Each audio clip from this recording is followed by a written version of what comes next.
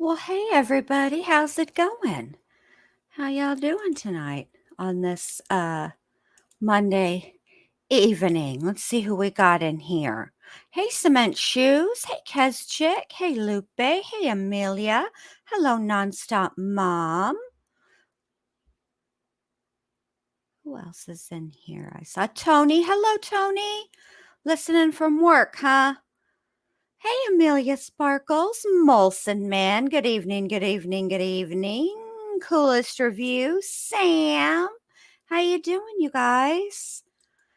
Oh, why does it feel like it's not Monday? Why does it feel like it's like Wednesday or something? I don't know, you guys. I'm telling you, after did that whole bedroom rearranging and whatnot, my back is just not right. Like my back hurts like most days, you know what I'm saying? But hey, Allie 79. But today, man, it's all the way chingalade. It hurts. Maybe while we listen to trial testimony, I'll put on the little vibrator back part massager thing and a jig on the uh the new El Jefe of chairs. And maybe that'll fix it. Whew. So anyway, tonight we will be listening to, give me just a second to pull them up because I don't want to say the name wrong.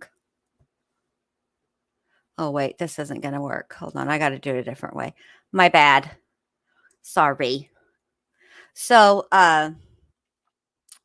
tonight I made fried chicken for dinner, and I everybody was like, "Mom, the chicken is really good. What did you do different?" And I'm thinking, I don't really know what I did different, but everybody liked it, which kind of makes me wonder how they felt about it before. uh, maybe it wasn't good before. Oh, I know what I did different. Instead of just putting the seasoning in the flour and the cornstarch, I put it in the egg wash too. Maybe that was the secret. Maybe when Colonel Sanders talks about that, that's what he's talking about. The 11 herbs and spices. Maybe it's in the egg wash. I know I used to work for Chick-fil-A when I was in high school. That was my like very first like real job outside of babysitting. And for one summer I worked at my parents' restaurant, but like my first like actual like, paycheck is was from Chick-fil-A. And so I know they put seasoning in their egg wash, but like that it's Robert, oh gosh, this name. Okay, hold on, let me look. I think it is Tillotson, Tillotson. Tillotson. I think that's his name. He worked at he's a doctor at he's the emergency room doctor at the Mayo Clinic where our pal Ezra was first seen. And so we're going to listen to what he has to say here in just a second. And then, hold on. Yeah, 11 herbs and spices, Molson Man. It ended up, I mean, it was good. Well, I'm good. I mean, I can cook. I just don't. I've been doing it so long. Like I've been with my husband since I was 18 years old. I'm 45. April 23rd will be 27 years. And for probably at least 26 of those years, I've been cooking. And I feel like I've mastered the art of cooking and now I'm done. I need a new task. I don't care to do it anymore. I just don't like it's the standing in the kitchen anymore. That's what I really don't like to do. Hey, you curious Rose. Yeah, I can cook great. I just don't want to. And I thought by this age in life, oh, thank you. Oh, I meant to highlight this one. Thank you, Cement Shoes. I thought that by this stage in life, I wouldn't have to cook as much because I thought I would be more of an empty nester, which I'm not. I don't want to really be an empty nester because I feel like if I was, I wouldn't really know what to do. And then I would be complaining about that. I don't know if you guys have noticed, but I find almost anything and everything to complain about. So I'm really never satisfied. That's an Aquarius trait. We're very contrary. So, yeah. So I made fried chicken and homemade mashed potatoes and corn on the cob. The corn on the cob I bought at the store. I didn't grow the corn or anything like that. I'm not that Little House on the Prairie, but I did make uh everything else was homemade. And then I couldn't even eat all of it. Like I couldn't even eat I only made breasts and I couldn't even eat my whole breast. I shared a bunch. I only cut half and I don't even think I ate the whole half. I know I shared quite a bit between Alice and Nestor. So yeah. Cement shoes. Well, Aquarians, we complain about something until we fix it or get it, and then we find the next thing to be upset about.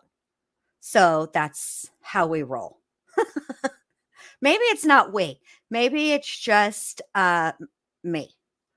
I don't want to blame it on all the Aquarians. Might just I know Aquarians are really contrary, but I feel like I think I might be extra. So, yeah.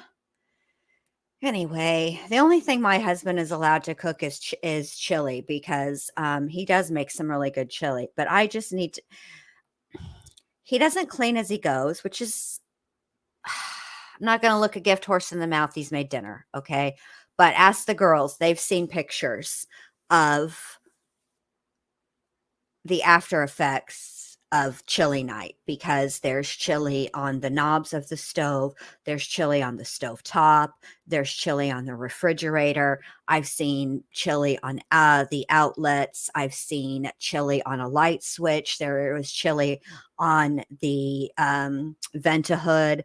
I've seen chili on the ceiling. I don't exactly know what he's doing in the kitchen with the chili. I don't even go in there and look. Like if he's in there cooking on chili night and I have to have a cigarette, I keep my head down and I just walk out the door. I don't even I don't make direct eye contact with the chili massacre going on in the kitchen because it's too much for me and I can't take it. So I just I I don't know how he does it. I don't know, and I won't look. So, it's too much for me. I can't handle it. But he does make some dang good chili. Some really good chili. Okay. So, let's get to sharing Ezra and see what's going on with her. Why is there a lag on my computer? Oh my god.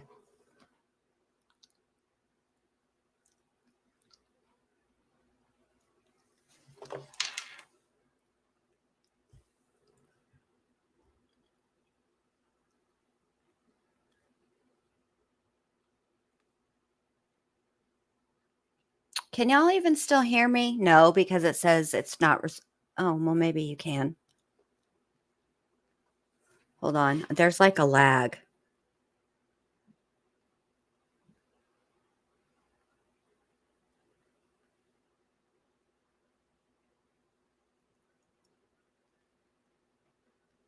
Okay, good. All right. I don't know what it's doing. Friggin' StreamYard. Give me a second.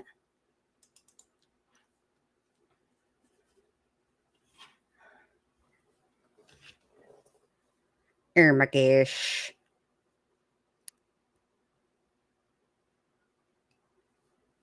This is so annoying.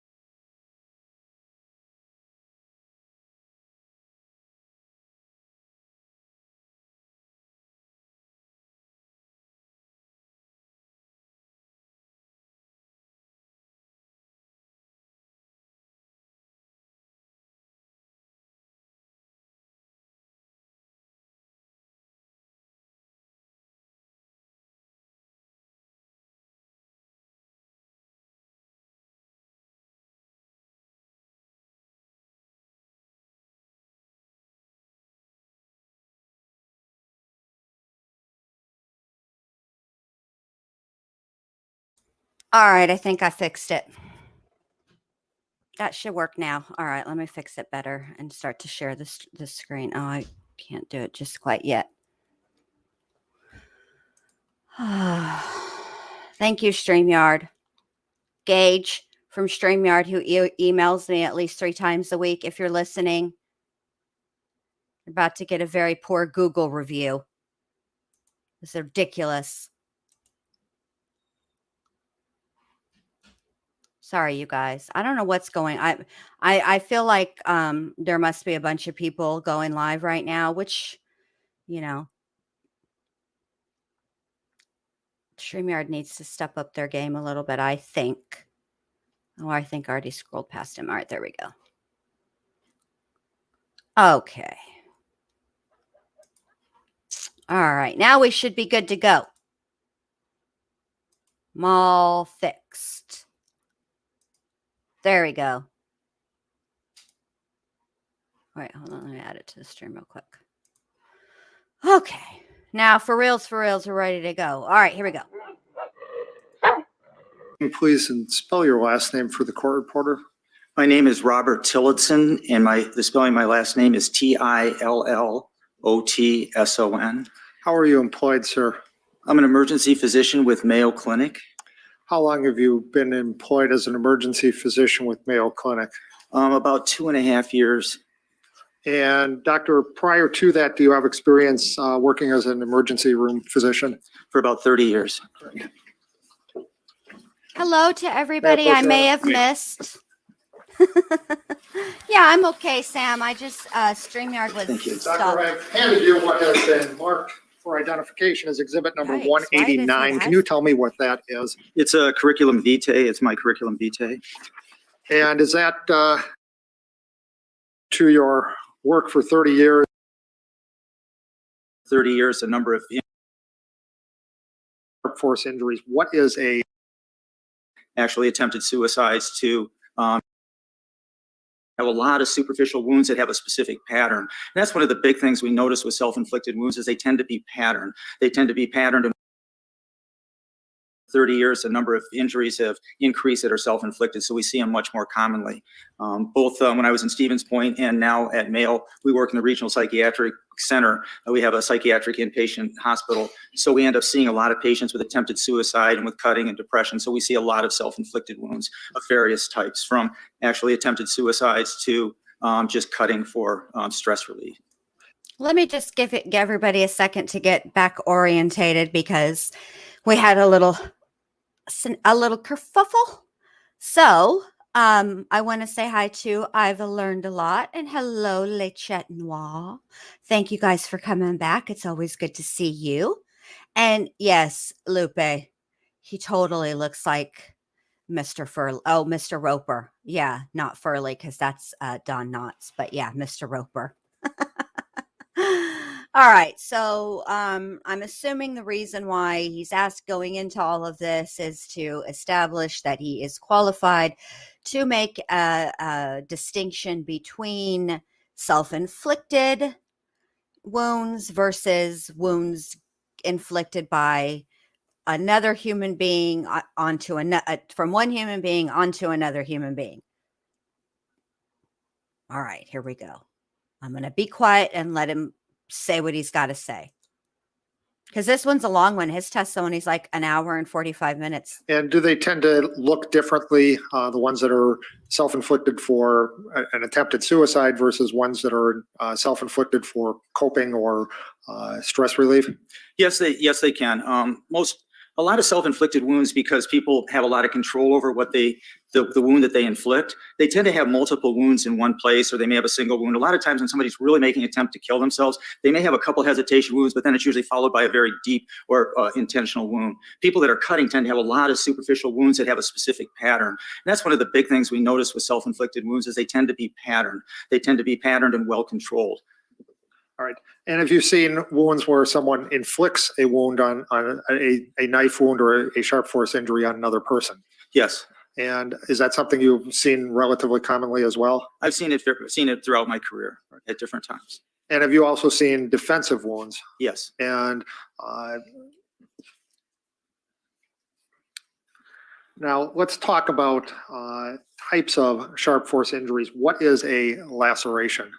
Well, laceration is a confusing term in medicine. And the reason it's a confusing term is because when we do coding, any break of the skin, we use the term laceration. However, in the forensic world, laceration is a break in the skin due to a significant blunt force trauma. So they tend to be different than a cut or an incised wound. However, when we make a diagnosis, we call all of those basically lacerations. But forensically, they basically divide them into incised wounds or a laceration, which is a break in the skin due to a blunt force trauma. All right. And so when you're talking more in legal terms, a laceration would be some type of blunt force trauma that causes a break of the skin. Correct. And then an incised wound is caused by sharp force? Correct. All right. How do they look differently to you as an emergency room doctor, a laceration versus an incised wound?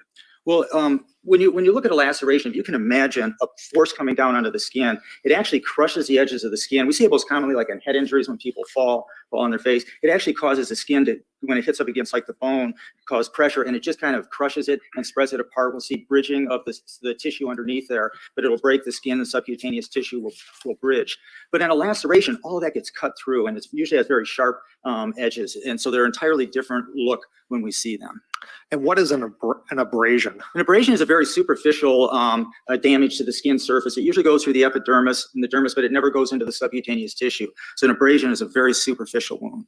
And how do abrasions typically get caused? Well, they can be caused by anything from a motorcycle accident where you're scraping across the asphalt to taking a paper clip and scratching your skin. So abrasions can happen all different types of ways. They're just very superficial wounds. And in medical terms, what is a contusion? A contusion is actually where there's been damage to the tissue and it actually causes a bruise or breaking of the blood vessels in that area. Now, when you see an inflicted wound versus a self-inflicted wound for coping or something like that, are there differences typically between those types of injuries, what you see? Differences in what are you referring to? Well, as far as the severity of those injuries.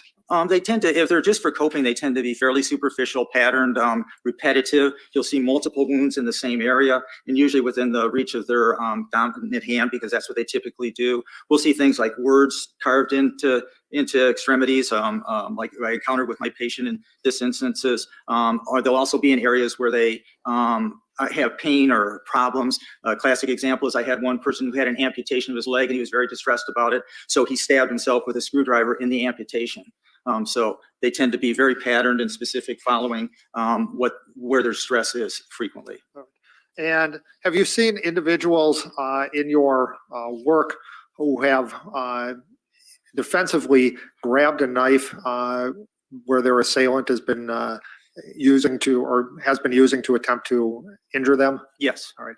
And when someone does that, what have you typically seen as far as the damage to the hand as a result of grabbing that knife, the sharp end of the knife? Well, typically the wounds are deep, and they're a lot of times they're through the tendons because there's a lot of force. It's the circumstances are not controlled like I see with a self-inflicted wound. They're typically uncontrolled. Somebody's trying to overpower somebody else. Somebody's trying to overpower the knife. And there's a lot of force, and neither one of the people have control over the force that they're inserting. So the wounds tend to be much deeper and varied in depth. Some can be superficial, but typically, especially with grabbing a sharp object that's pulled away, they tend to be fairly deep. All right. And can they be on either the palm part of the hand or the finger part of the hand? Yes. All right. May I approach, Your Honor? You may.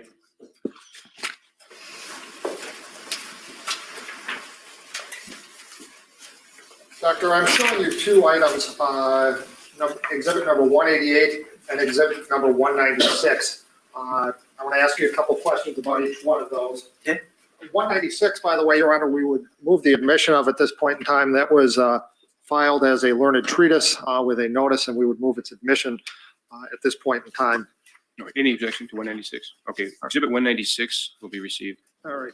Now, Doctor, let's start with exhibit 188. Do you have that in front of you? Yes, I do. All right. And now exhibit 188 shows a hand of an individual. Is that accurate? Yes. All right. And is that based on your training, your experience, typical of what you might see if someone grabbed the sharp end of a sharp part of a knife with the palm of their hand and attempt to wrest that knife away from an individual? This would be a wound that would, yeah, this would be a wound typical for that. Your Honor, I'd move the admission of exhibit 188 and ask to publish that to the jury. Okay, any objection? All right, Exhibit 188 will be received, and you may publish it to the If we jury. can switch to the computer. So, Doctor, what are we seeing here? What you're seeing is a laceration that goes across the palmar surface of the hand. It's deep, and you're actually seeing one right in the middle there. That white kind of angled thing is a tendon that's lacerated, and it goes up through and lacerates down right through the palm of the hand. It's a fairly deep laceration, and it also is somewhat angled. And Doctor, did you have occasion to see the injuries to the defendant's hand on the palm surface of her left hand? Yes. And would those, in your opinion, be typical of what you would see with someone who had grabbed the sharp end of a knife? No. Is this more typical? Yes. All right. And then moving to exhibit number 196. Hey, Rita. Welcome back. Good to see ya. Could you turn to what is page 9 of 11 in that?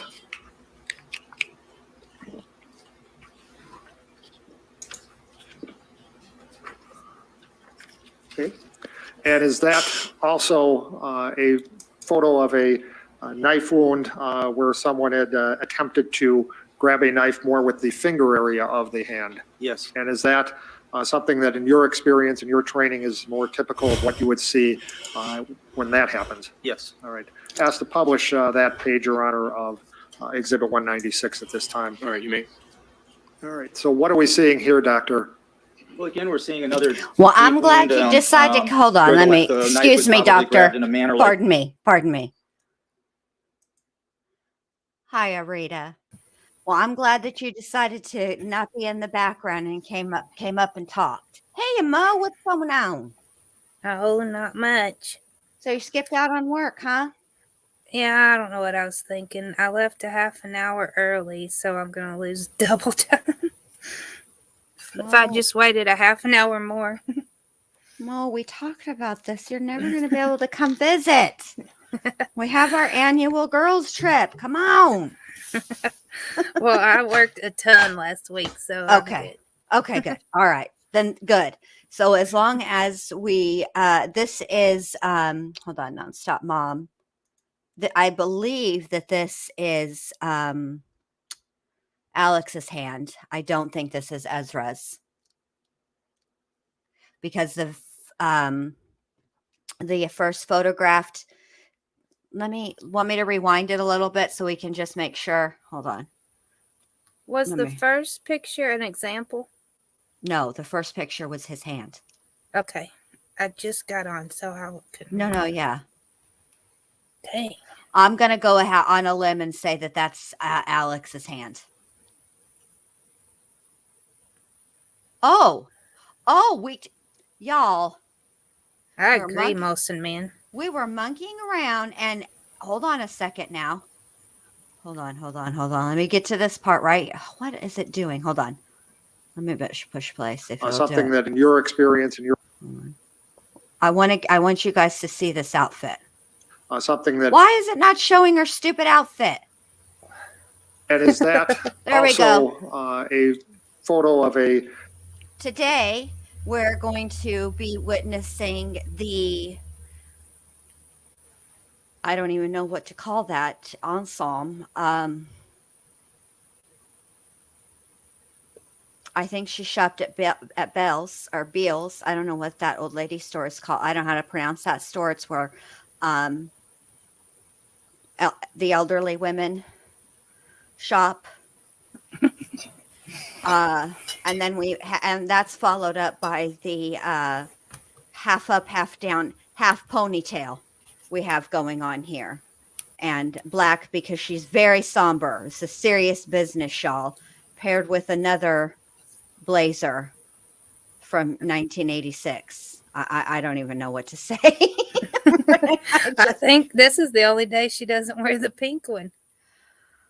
Which No, she has no. two pink ones. But she also has the blue, remember? Oh, I may have missed that one. Yeah, she wore. How could you have missed that one if you're always okay? You're going to have to get down off panel now. I don't watch at work, I listen. Okay. You trying to get me fired? No. Knife wound. Who am I where Who would I tell? Well, true. someone had attempted to grab a knife more with the finger area of the hand. Yes. And is that something that in your experience and your training is more typical of what you would see when that happens? Yes. All right. Ask to publish that page, Your Honor, of Exhibit. Okay, I'm going to have to take a break just for this reason here. Because 9 to 5 happens to be one of my favorites. And Me too. I love that movie. I could watch it over and over and over again. Up until now, I've been forgiven and forgetting because of the way I was brought up. But I got a gun out there in my purse, and if you don't leave me alone or make another indecent proposal, I'm going to turn you from a rooster into a hen with one shot. I love 9 to 5. Great movie. It is. Oh, It is. Molson Molson, Man. man. You're living your life Blocked. completely wrong. Let me tell you, I'm going to have to make one for you and one for Schmida. A list of all the movies that, if you're living life right, you need to watch. And we're just going to go through them one by one. All right, here we go. 196 at this time. All right, you may. All right. So what are we seeing here, Doctor? Well, again, we're seeing another deep wound where the knife was probably grabbed in a manner like this, and it cut all the way across through the fingers, starting from the hand there, all the way across through the fingers when it was grabbed. And if you can imagine, the knife would have come right through here, and the laceration would have come through that section of the hand. All right. Thank you. Good switch off now. Thank you.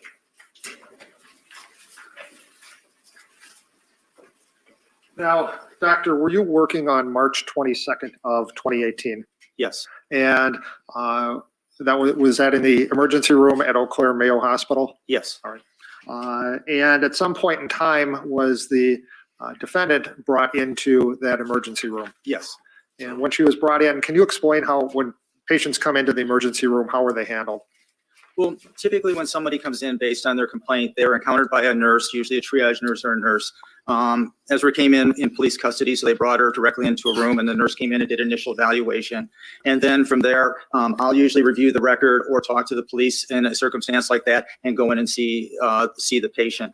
In a case where there's an alleged sexual assault, I usually have a nurse with me when I go in to get the history and get information, just because the person's been traumatized. Me being a male, I don't want to go in and somebody on my own with them and potentially traumatize them further because they've already been through possibly a pretty severe Molson Man, you're circumstance. getting ready to So get I'll go in blocked. and evaluate the patient. I usually try and get a history. Now look what you did, Molson Man. You got Mo turned. Now look what you done did, Molson Man. Now Mo's turned. It is It's absolutely a movie, not not a a TV. series. Oh my God. Molson Man. We all need a moment of silence. We do. For Molson Man's soul right now. Oh my God. Yikes. Sorry. Okay. No, I can't. Oh my gosh. If you tell me that you've not seen Steel Magnolias, Molson Man, I don't know how we can go on being friends under these Oh, gosh. circumstances. From them to find out what happened. Just like- And then we'll do a physical examination to assess for injuries. Because when a patient comes in under those circumstances or any circumstances, my job is, first of all, to intervene on life-threatening situations. And number two is to end up dealing, especially in a case like this, collection of evidences, which is where we bring in a SANE or a sexual assault nurse examiner to collect evidence. And then the third part is to deal with emotional or psychological trauma of the patient. So my job is to take care of this patient who's been through some type of event or deal, depending on whether it's a heart attack, a car accident, or alleged sexual assault. And in this case, then the defendant was first seen by a nurse, Yes, and that would have been a female nurse. I believe so, yes. And then you went in to see her. Yes, And did you do an examination of the defendant? yes, I did. And did you also make arrangements for a sexual assault nurse examiner to do an examination? Yes.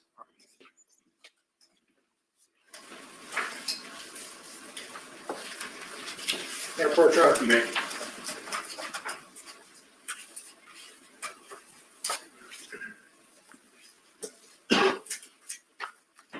Doctor, I have handed you what has been marked for identification as exhibit number 191. Can you tell us what that is? This appears to be a printout from our electronic health record regarding the care of Ezra McCandless. All right, and that includes your notes as well as notes from the ER nurse? Yes. And who was the ER nurse? Sarah Schwindler or Weiner, I'm not sure. It's SCA. Hey, Sugar Beet. Yeah, she went to the male. Yeah. See, I'm messing up, and I can't even talk because due to my soul being crushed by Molson Man.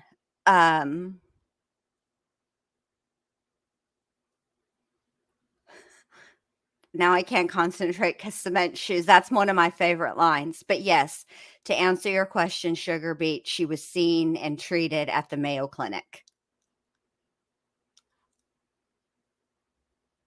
My other favorite line is from Weezer when she says, well, he's a real gentleman. I bet he takes the dishes out the sink before he pees in it.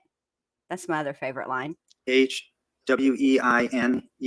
All right. And Ms. Schweiner would have been the first person that would have seen the defendant in the emergency room? Yes. All right. And then it includes your notes as well? Yes, it does. All right. And a number of exams were done and vitals were taken. Did that include, if you take a look on what's marked as DOJ page quadruple 072, which is the last page of that exhibit? Does that include the defendant's weight at the time of admission? Yes, it says 63.5 kilograms. All right. And if we're converting from pounds, how do you do that? Actually, page 00072, DOJ. And it's The right last about page, counsel. about the middle of the page. So if you convert from kilograms to pounds, how do you do that? I use an app on my phone. So it's about 130 pounds, somewhere in that neighborhood, but I basically just convert it with that. Actually, I don't have a need to convert it since most of all of our dosage is done in kilograms anyway. But Okay, thank you. Now, when you met with the defendant, did you ask her what had happened to her? yes, I did. And was she able to give you a history of what happened? Not really. She was very distraught, and she said that, according to my notes, that she didn't remember anything, and that was pretty consistent. That she had difficulty remembering the events. By the way, Your Honor, I'd move admission of Exhibit 191 at this point in time. The objection to 191? Exhibit 191 will be received, ladies and gentlemen. Did she tell you, can you tell us whether or not she's made some statements about driving to Eau Claire?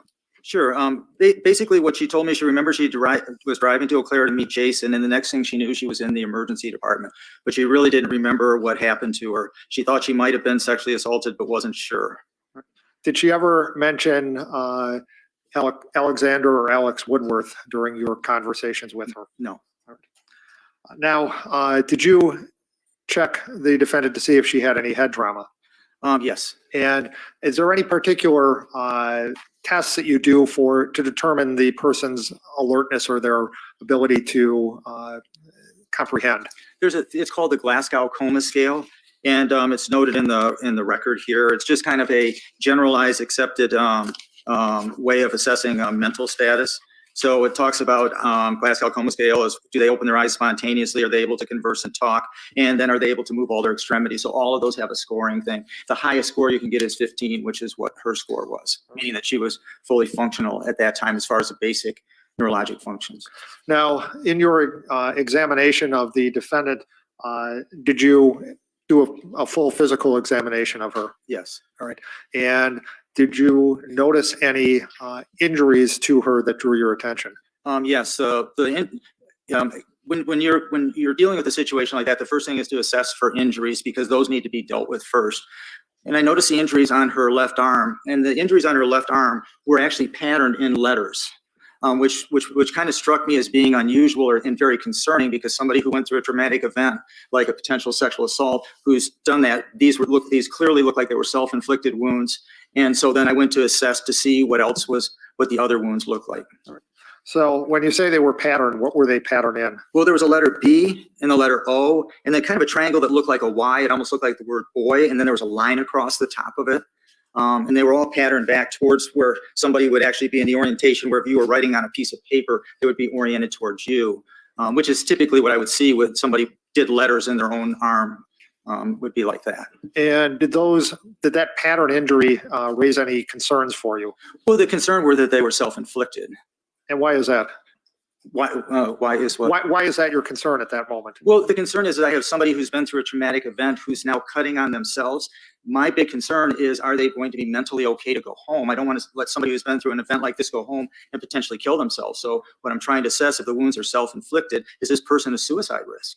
And so they needed a mental health evaluation, was what was clearly, when I felt that these were self-inflicted wounds, I needed to make sure that she was going to be safe or was brought into a safe environment. And after you noticed that, did you continue your examination of the defendant? Yes. All right. Did you notice any other wounds to the defendant? Yes, there was some abrasions on the back of her hand, more prominently on the right hand.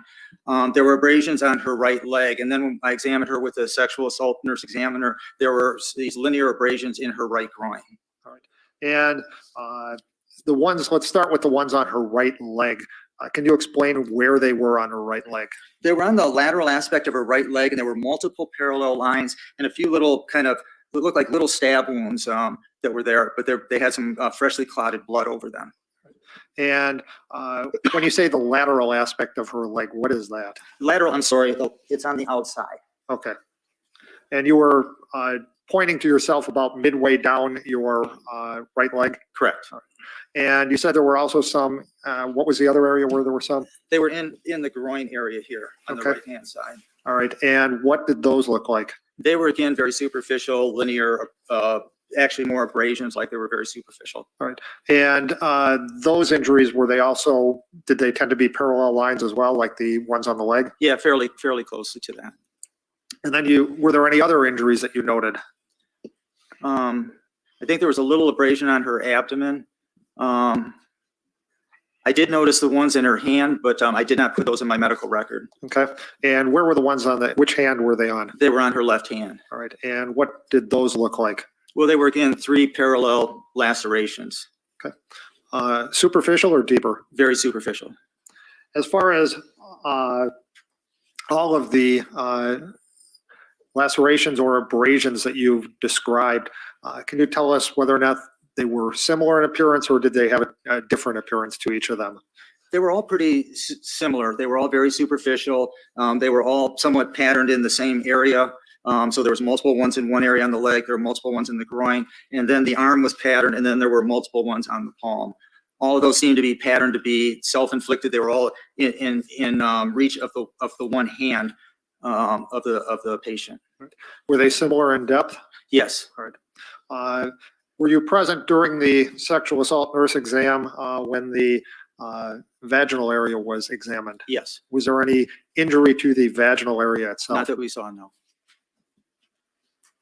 As far as the time of the injuries, can you tell us whether or not they appeared to be around the same time, or were they significantly different in time? They looked like they were all created about the same time. They all had somewhat freshly clotted blood on pretty much all the wounds, except the most superficial ones were really red lines, but they looked like they were all created about the same time. And which ones are you talking about that were so superficial that just appeared to be red lines as opposed to? Ones in the groin were the most superficial of the wounds. All right. And those you said look more like abrasions than actual incised wounds? Yes.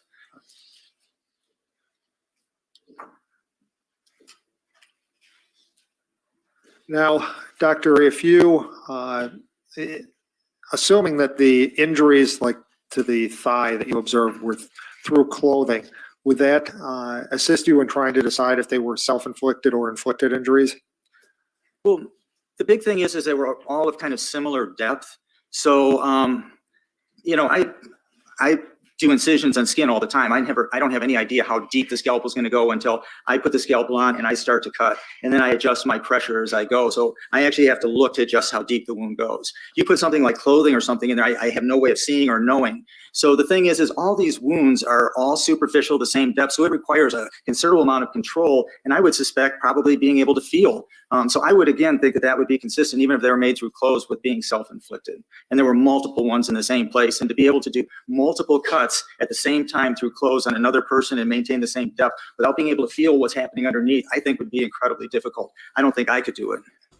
Hey, Callie, And good to you've see you, been babe. an emergency room doctor for 30 years. Yes. Now, as far as the injuries themselves, what type of treatment did those injuries require? They were all very superficial. None of them required any repair or any sewing. They were just basically cleaned. And did you have to bandage any of them? I don't think we bandaged any of them, just some antibiotic ointment. Now, do you have an opinion as to whether or not these injuries that you observed were self-inflicted or inflicted? Well, clearly, and from my medical record, I felt that they were self-inflicted. And that's why I wanted to have a mental health evaluation done on the patient. Objections noted, and we can already ruled on that. Thank you. And is that opinion based upon your careful consideration of your observations you made on March 22nd of 2018, along with all your training and your experience as an emergency room doctor for the last 30 years? Yes. What involvement have you had in this case? Basically, I cared for my patient, and then when I've been brought in to do the depositions afterwards, or the testimony. And then testifying today. Yes. And you're testifying based upon, as a treating physician for the defendant. Yes. Were you hired at any point in time by the state to give an opinion as to what you felt about these injuries? No. And are you being paid anything outside of your regular salary as a emergency room doctor for Mayo? No.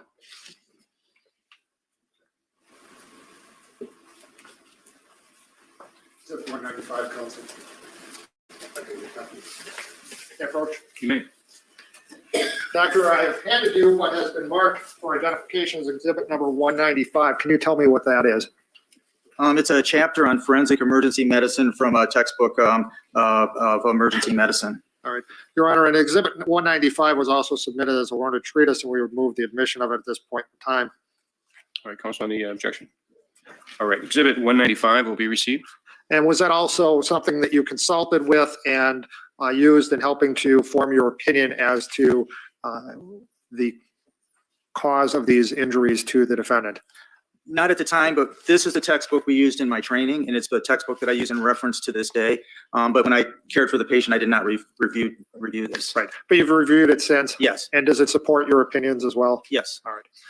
And is the same true of exhibit 196, which we previously talked about?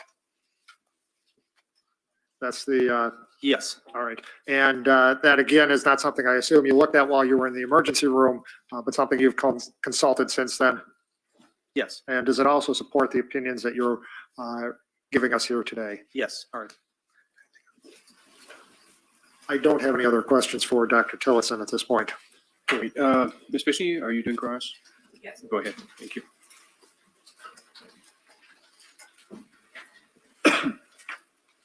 Do you have exhibit number 195 in front of you, this forensic emergency medicine text? Correct. So you said you saw this book in your training. Correct. That was quite a while ago, right? Yes. So it's a much older book? Oh, this is a brand new edition in my hand. Okay. It's been kind of a standard book in emergency medicine for years. It's one of the core foundational textbooks in emergency medicine. I'm going to ask you to turn your attention to, I'm not sure what page it is. It's E14 at the top. DOJ 2708 at the bottom. Okay. If you need my help finding it, I'll come over and show you No. where I am. I've got it right here. All This right. came unstapled by the way. We can staple, I'm sure they can staple it back, but thanks for telling us. So in this book, in this section, this chapter of forensic emergency medicine, there's all kinds of things in this long chapter that really have nothing to do with what we're talking about here, right? Correct. In fact, most of the chapter has to do with gunshot wounds, right? Correct. And other blunt force pattern injuries, right? Correct. All right, so and car accidents, Correct. right? So there's a very small section in this chapter about knife wounds. Fair? Correct. And in this very small section, there's actually a box on page 2708 that highlights the characteristics of self-inflicted knife wounds. Correct. And the very first thing it says is there's multiple superficial incisions on the anterior trunk, that's the front, right? Correct. Arms and face. Yes. Now, as far as Miss McCandless, when you saw her, you have the wound, I'm just gonna call it the void wound on the forearm. That's on the arm, right? Correct. And we can all agree that that wound is self-inflicted. Correct. And you noticed that, and that was the first thing you really noticed when you noticed her wounds, was void. Yes. And you noticed that she had written letters into her arms, and you said you've seen something like this before. Yes. And you didn't see any wounds on her face, No. right? And on her anterior trunk or in her abdomen, what you saw was pretty small, like a scratch. Yes. And by the way, when you examined her, this was when the sane nurse was in the room, right? I examined her with the other nurse and with the sane nurse both. Well, I'll come back to that, okay? When you talk about, the next thing that it says here is that you may see parallel incisions in close proximity to each other on the non-dominant side of the body, right? That's what it says there, correct? Right, but really, just about all the wounds you saw were on Miss McCandless's right side. Yes, it also says in there linear curved incisions towards a hand inflicting the wound, which Yes. is consistent with why I believe these were self-inflicted wounds. Yes. So this book here, one of the things you have to realize from a textbook is these are characteristics. They're not applicable to every case. An example is the person who stabbed themselves with a screwdriver. I don't see that here in the box, but yet that was a self-inflicted wound. So although these are general characteristics, they're not etched in stone. Well, you're not trying to suggest that Miss McCandless has an amputation and stabbed herself with a screwdriver, right? No, what I'm trying to do is establish the fact that based on the pattern of the wounds, these clearly look to be self-inflicted. They were within the reach of her hand. They were oriented towards the way a hand movement would be. All of the wounds were. Well, that's your opinion. That was my opinion, and it's what I documented in my medical record. Okay, but nonetheless, regardless of your opinion, the author of this well-respected text thought this was significant enough to highlight that they're usually on the non-dominant side of the body, correct? What they did is they used the word characteristics. Are you disagreeing that that's written here? I'm not disagreeing what is written, but I'm trying to define it. So this book, which was important enough for you to receive in medical school, says, when it talks about characteristics, parallel incisions in close proximity to each other on the non-dominant side of the body. That is correct, isn't it? That is what is written there, absolutely. And the very next thing that's written there, besides what you've already pointed out about linear and curved incisions, is that it is sparing of sensitive body areas. Correct.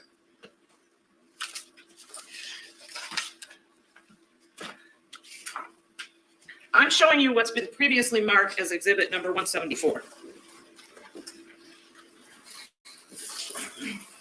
Is that the, that's been received? Yes. Okay. And I'm just going to show this to you. I'm not going to put this up on the screen. Sure. Okay.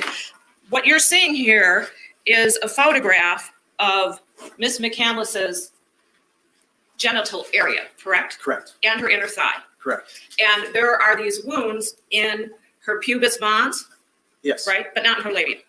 Not from what I can see there, but no, they're not related. Okay, but they are definitely on the inner thigh. Yes. And you see, let's count up how many we have in the pubis mons. See if we agree. 1, 2, 3, 4, 5. Would you say there are 5 of these scratches in the pubis mons area?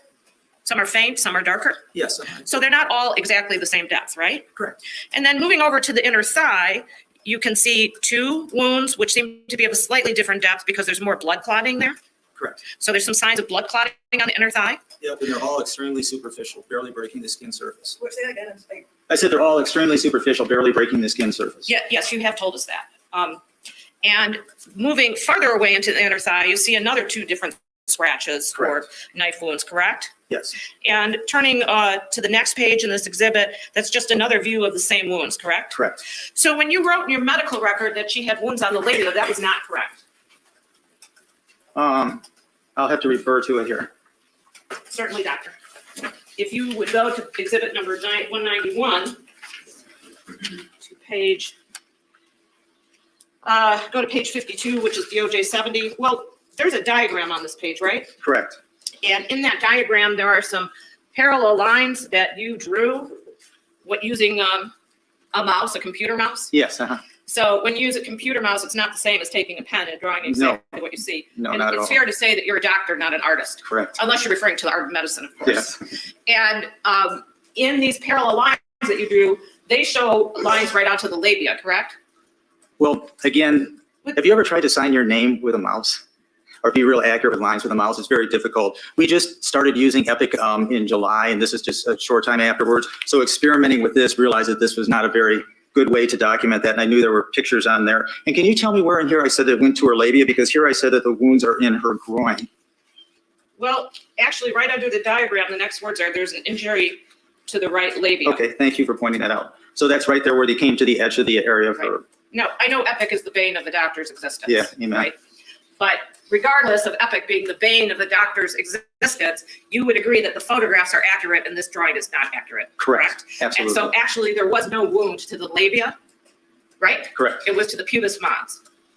Yes, and well, actually, technically, to the labia majority on the outside there, if you show me the pictures again, it might extend onto there. But again, the pictures are as good as we have of a record of that. The pictures are the real evidence. This is just a not great computer drawing, which Correct. is because of medical records, electronic medical records, right?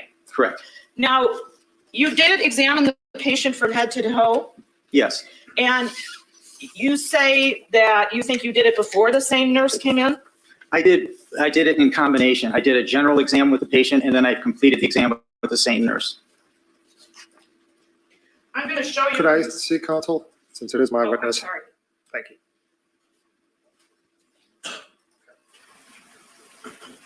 Dr. Tillotson, you testified before in the hearing in this matter.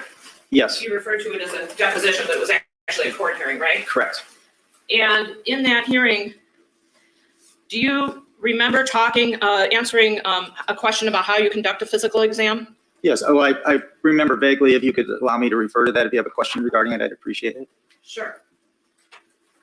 And what was the date of that hearing again, counsel? And this hearing was on March 8th of this year, right? Yes, Right, this very court. yes, And I questioned you at that time. yes. But first, the prosecutor questioned you. And turning to page 8, I'll show you the cover page and who's doing the questioning, just. Okay. All right, so you know at this point that this is the questionings by Ms. Nodolf, the prosecutor, Okay. correct? Correct. All right, and Ms. Nodolf asked you this question: how do you conduct a physical exam? Right? Look at page line 20. Okay, all right, okay, yes, And you answered that question, correct? yes, And what you said when you were under oath at that time is that when it's an alleged sexual assault, we don't do that examination until the sexual assault nurse examiner is there. correct. So you talk about, and really I should have read the whole thing. Initially, you try to assess mental status, talking, action, interactivity, and then a basic physical, right? Correct. And what you said when you were under oath about 6 months ago was that you don't do that until the same nurse is in the room, correct? Thank you.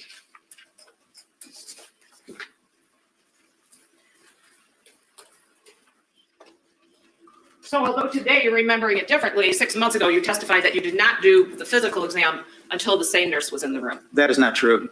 Well, that's what you said under oath, right? Actually, I've said the same thing then and now. I basically went in and evaluated the patient, and then when the sexual assault nurse examiner came in, then we did the pelvic exam. I've said the same thing twice. Well, let's just put up your actual words on the screen. Oh, that went to- Sorry, I'm not very good at this. All right. Well, here's the question. After the initial history, what you said was after the initial history, you then did a physical exam on her, right? Correct. That was your answer. And then the question from Ms. Nodolf was, how do you conduct a physical exam? Right? Right. And then your answer was, initially we try to assess mental status, talking, action, interactivity, and then we go through a basic physical exam from head to toe. Correct. And then your words, with an alleged sexual assault, though, we don't do that examination until the sexual assault nurse examiner is there. Right? That is correct, but that was referring to the pelvic examination. So those words aren't in there, but that's what that was referring to. So you made a mistake when you were testifying before? I don't know that I made a mistake. It's just not entirely clear. Well, your very next words on the page were so that, and then it goes to the end of the page, right?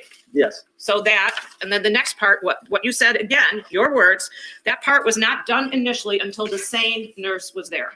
Correct. So that's what you said in court. I guess I don't know what the point is. I basically went in and evaluated the patient, and then when the sane nurse came there, then we did the sexual assault examination. Okay, doctor, apparently I'm not going to change your mind because you testified differently before, so I'll move on. Well, I would move on because I didn't change my mind. I did the same thing. You're just trying to mince words. I was caring for a patient who was allegedly sexually assaulted, and I wanted to make sure she was okay. I was not going to do an intimate exam until the sexual assault nurse examiner was there because I wasn't going to do it twice. It's not fair to my patient. So you can mince all the words you want, but it doesn't change what I did that day.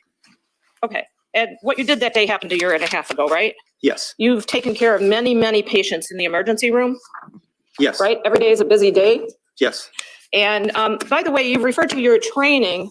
You're not a member of the forensic, you have a number of different memberships and specialties, right? Yes, And you're very specialized and have a great deal of knowledge about ultrasound technology correct. and sonography, right? Yes, And that's mostly what you teach about yes, in your vast teaching experience, right? Is that correct? correct. Not forensic medicine. Well, actually, I did a medical rotation on forensics in the inner city Detroit with Werner Spitz, the person who wrote this book.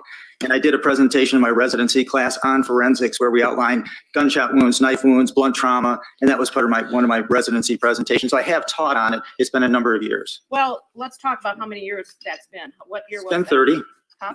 I graduated from my residency in 1990, Okay. but I practice it every day.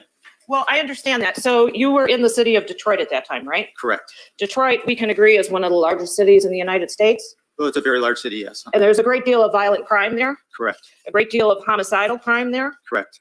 And so when you were in Detroit, you did you said it was a rotation in forensic medicine. Correct, Now, a rotation means, well, first, when you become a doctor, first thing you do is you go to medical school, right? correct, And then you do a residency. correct. And in emergency medicine, is that residency 3 years or 4 years? Depends on the residency. Some are 3, some are 4. How about yours? Well, mine actually, I did a year of internship and then a 3-year emergency medicine residency. Okay, so the first year of internship was not, that's when you're brand new doctor, right? Correct. That wasn't in this forensic rotation. No, It was the next year. no, it was 2 years later. So 2 years after your internship, you did this residency you're talking about? Yes, Now, this is after you went to osteopathic medical school correct, at, I think you said Michigan State, correct. right? And so if I'm looking at your curriculum vitae, you did your internal medicine internship in 1986, right? Yes, Is that correct? yes. And then the forensic medicine, you said 1988. I believe it was it was in February of 1989 is I believe when I did my forensic medicine rotation. So your curriculum vitae, which you've had the opportunity to prepare and review yourself, is wrong? No, actually when I went and did as a DO, we were required to do a rotating internship when I trained. Most of the allopathic or MD rotations, they went from medical school directly to residency. We as DOs end up doing a year internship. So we do a rotation through everything, which includes emergency medicine. And when I completed that, I actually applied for a surgical residency, got the surgical residency. And at that point in time, the thought of the government is that surgery was causing the cost of medicine to be high. So they basically defunded surgical residency. So the residency that I received ended up becoming defunded. So I ended up not having a residency after my internship. So I went and worked in the emergency department for a year. And I went and actually then thought maybe I was misdirected in my career and did internal medicine for 2 months, realized that I have a thing that I just am so dedicated to patients, I can't shut it off. I needed some definition in my life. So what I ended up doing was I left internal medicine, went back and worked in the ER, and then I started my ER residency in 1987 and completed my ER residency in 1990. So kind of a convoluted way to figure out where God wanted me to do my career, but that's how I ended up in emergency medicine, and I ended up in the right place because that's really where my heart has been. So obviously you have a great deal of passion for what your work is. Oh, absolutely. Okay, and I appreciate that, but doctor, if you would look at, and I don't mean to be snotty, but if you would look at exhibit number 189, my question was on your curriculum vitae, which you prepared, it shows that your rotation in forensic medicine was in 1988, right? Okay, yeah, 1988. I'm sorry, I misspoke. Thank you. And it's in February. All right. So it was in February, but it wasn't for a whole year.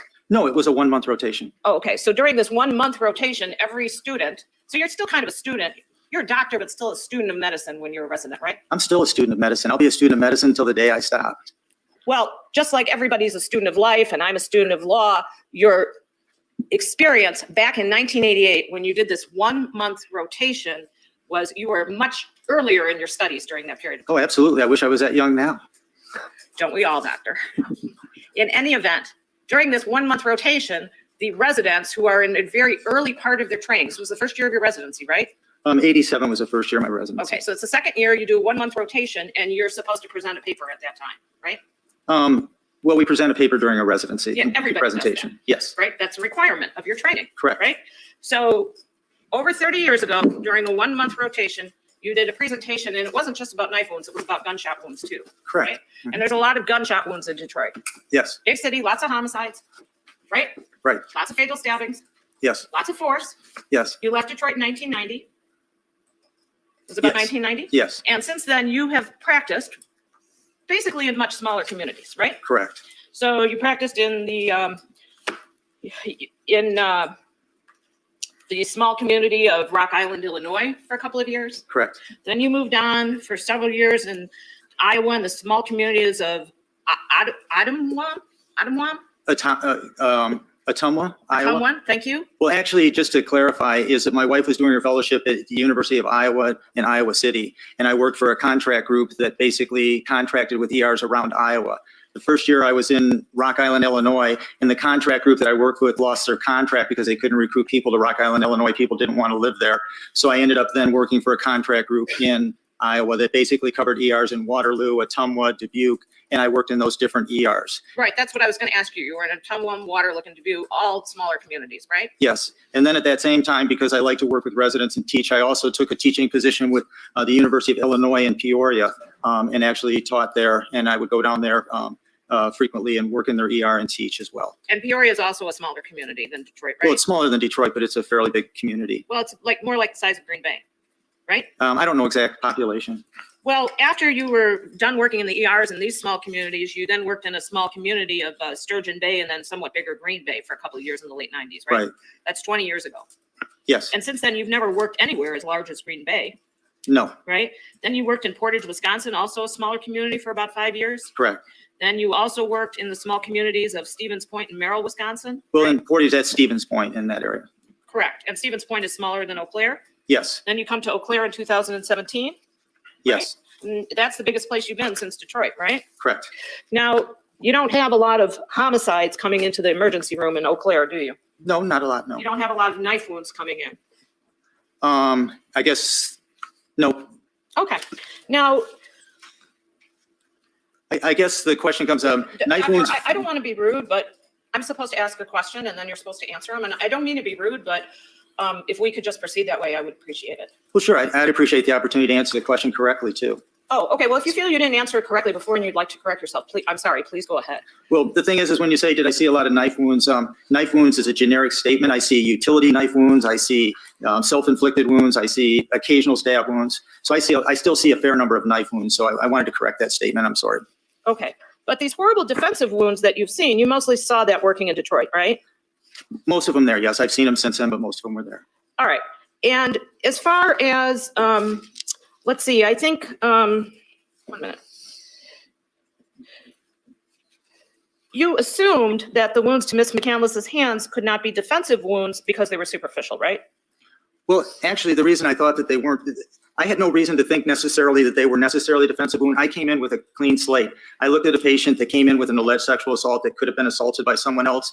And actually, the surprise to me was the wounds were, looked to me like they were self-inflicted when I saw the wounds on her arm. Then when I looked at her hand and saw 3 parallel superficial wounds, those all looked like they were created by the same hand, and they were all very superficial. They were not consistent with what I've seen or been taught in the past, where if somebody grabbed a knife, they would have a deep wound, and to have 3 superficial wounds right next to each other would be incredibly unusual grabbing a knife. And then to see other superficial wounds, they all fit the pattern. It's just like defensive wounds fit a pattern. Most defensive wounds are on the arm because people on the extensor surface of the arm because they're trying to protect themselves from somebody stabbing themselves with or slashing at them with a knife or even shooting at them. They hold up their arm to try and protect themselves. So patterns are important in trying to understand what creates a wound. So when you grab a knife, you cut yourself deeply, right? Most likely, yes. But if you reach for a knife and touch it and maybe move your hand, but you don't grab it, you're not going to get that deep kind of wound you're talking about. Fair? I guess. Thank you. Now, your opinion is that when somebody is attacking somebody with a knife, they're using a great deal of force, right?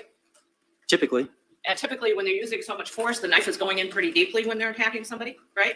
Well, there's going to be very less. The thing is the circumstances are completely uncontrolled. So there's going to be varying depths of wounds in an assault attack. And often you will see hilt marks from a knife? That's when the knife's been, what the hilt of the knife is a very, you know how the blade comes and ends? That hilt is a tip of the knife. It's kind of the thing that will protect your hand from sliding onto the blade.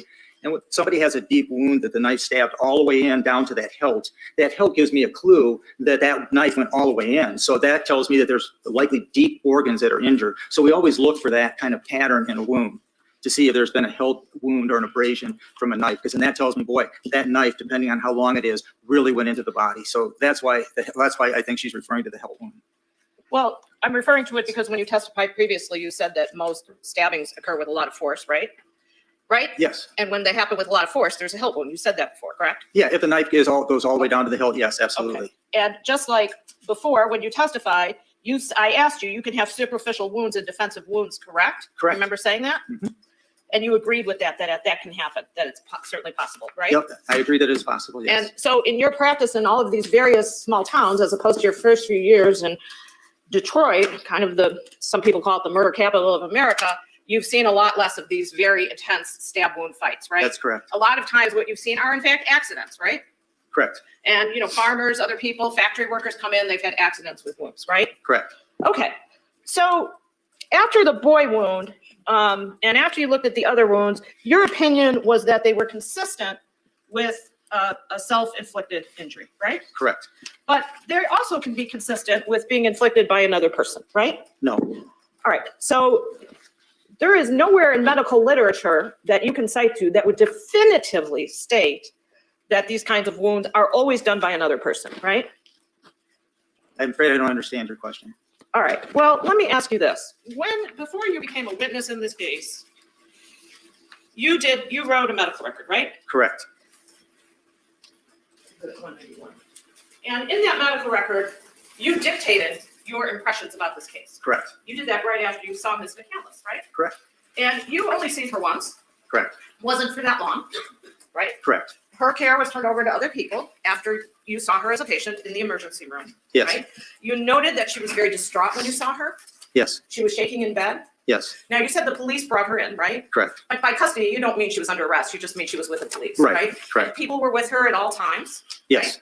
Right? She wasn't left alone. Not that I'm aware of. Even when she went and changed into a hospital gown, they were with her. I wasn't with her at that time, so I can't speak to that. Okay. And you don't personally know whether she stepped on a scale to be weighed. You just know that was her noted weight, right? Correct. That could have been taken off her driver's license. I have no idea who put it in there or what was put on there. I didn't document that. Okay. So, when a patient is injured and distraught, one doesn't necessarily say, hey, get on the scale, right?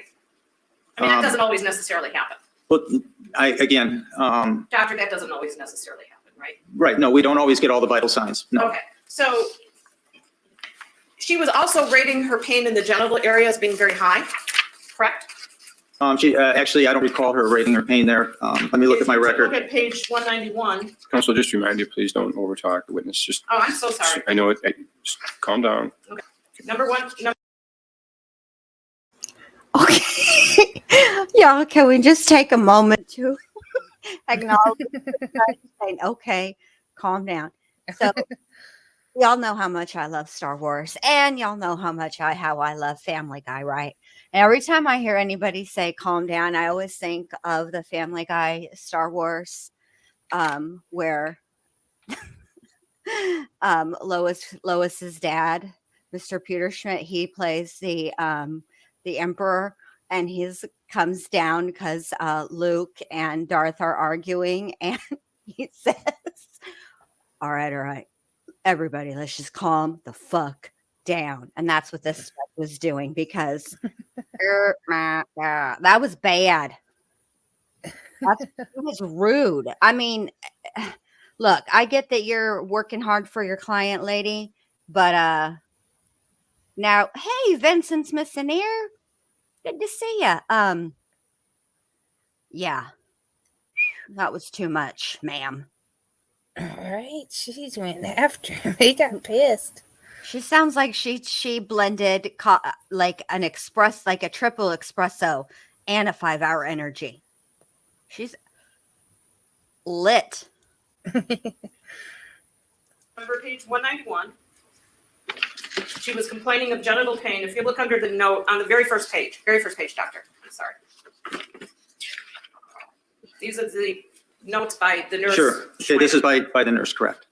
The nurse noted that she complained of genital pain, and she was feeling it was a 10 out of 10 at that point, right? That's what she told the nurse. And we all agree pain is subjective, Correct. right? Some people have very high pain tolerances, right? Correct. Some people have low pain tolerances, right? What's a 2 to me could be a 10 to you or vice versa. I agree. And you also had a history of the present illness written down, right? And on the next page. Correct. And what you noted was that she was found out in a field running around. That's what I was told by the police. Okay. And so you don't know if that's actually accurate or not. You just know the police told you that, right? I just reflect the history. The history is what people tell me, and I try and document that as best I can. That's fine. And what you also documented was that, and looking at the very last line in the history section, that she could not tell you whether she was assaulted or not, but she thought she might have been, right? Correct. Now, you went ahead and had some other vital signs taken. If you look at page 68, there's like her temperature, her pulse, et cetera, right? Fair? On the bottom of page 68? Yes. All right. And there, under those vital signs, it says temperature, pulse rate, correct? Correct. Heart rate is blank, meaning there was no heart monitor on, I'm assuming, compared to pulse? Well, it's just the way that it documents the pulses. If somebody checks the pulse and documents it versus heart rate, if they take it off the monitor. And her blood pressure was 137/69? Yes. And then you have the section on the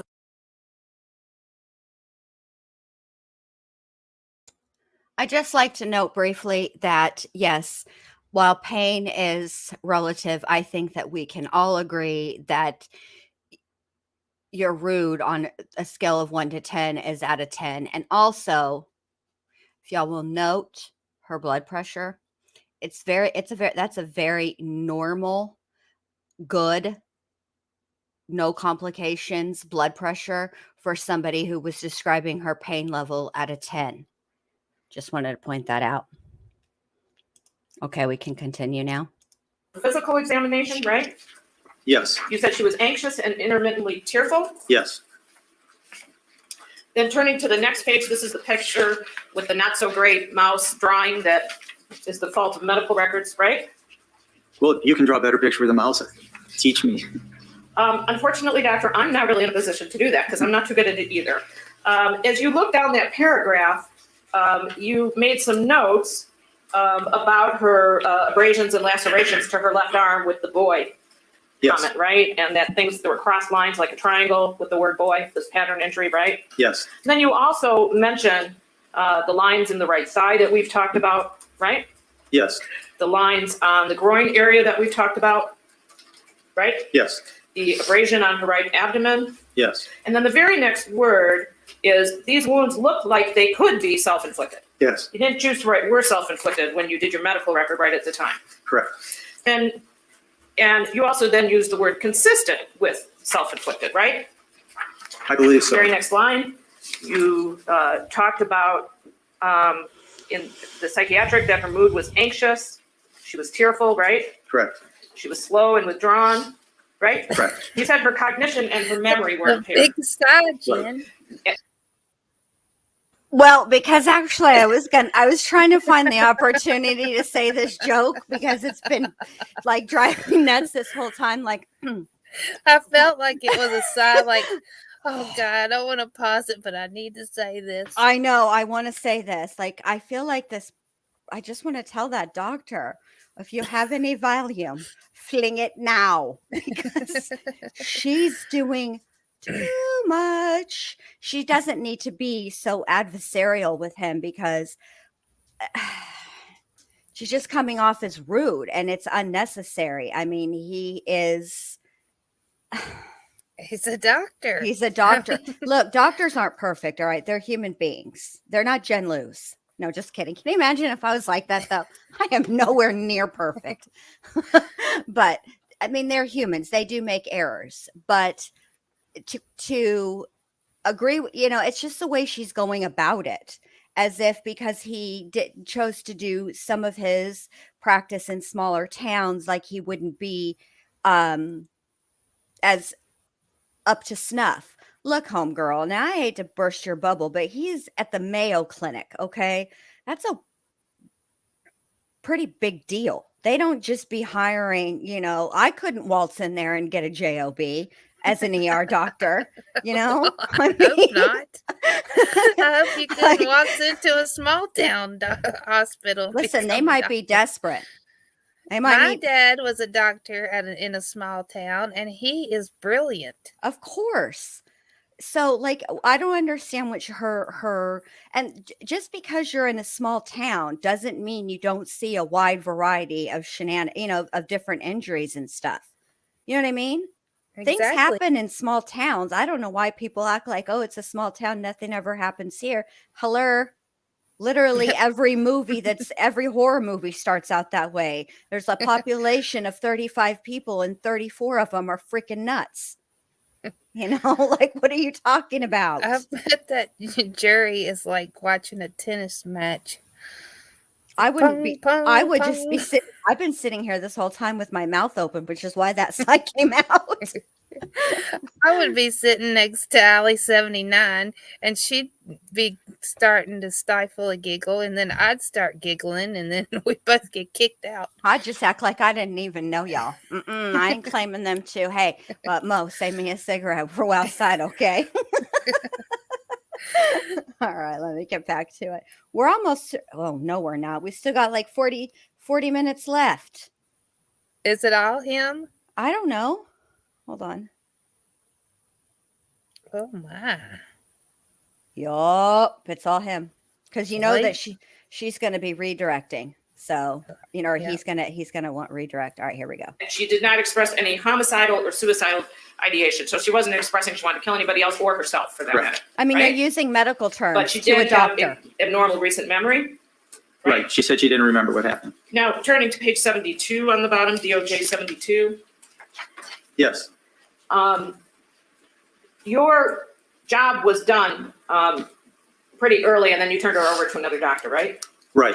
Thank And you, that doctor Lachat was Dr. Paul Horvath, Correct. and he is actually a medical doctor, what you call allopathic medicine, right? Yes, he has an MD degree. Correct. And then he has a note that starts with the words, care of patient transferred to me by Dr. Tillotson, right? Yes. And what he wrote is there's a question if the wounds may be self-inflicted. Correct? Correct. So that night there was a question about what was going on, right? Right. Now, generally speaking, in medical diagnoses, you've been a doctor a long time. Some cases are easy and some cases are difficult. Would that be fair to say? Yes. Okay. And when you have a difficult case medically, sometimes you have to call in other people to make a diagnosis, right? Yes. Sometimes there's information that comes in later, Yes. and that information that comes in later can change a diagnosis. Yep. Because although first impressions are often correct in medicine, they're not always correct, right? Correct. And that's why people get second opinions, for example, right? Yes. I mean, sometimes a doctor will say, well, you have cancer, you should have a mastectomy, and then another doctor will come in and might say something different, right? Yes. And in fact, if you had a serious medical condition, you would go get a second opinion, wouldn't you? Depends on whether I thought the initial opinion was right or not. Okay, but you have some specialized information because you're a doctor, right? Right. You would certainly tell a patient if they didn't agree with your opinion to go get a second opinion, right? Yeah, it's certainly that's their option. Absolutely. Okay, and I mean, you know a lot, but you're not the end all or be all of medicine, not to offend you or anything. Oh, I'm not offended. I'm not perfect, and I realize that. Do you read the New York Times? No. Okay, so you're not familiar with the column in the New York Times where they talk about difficult cases and how there's always a wrong diagnosis, but some, Objection, relevance, Your Honor. Sustained. okay, but you're aware of cases where there's an initial diagnosis, it's very puzzling to people, right? Right. People don't know what's going on, right? And then after a series of time, more information is gathered, right? Right. More medical tests are done, Correct. more information is from a patient, correct? Correct. And if a patient has amnesia, they may be able to fill in details at a later date that they can't initially give somebody.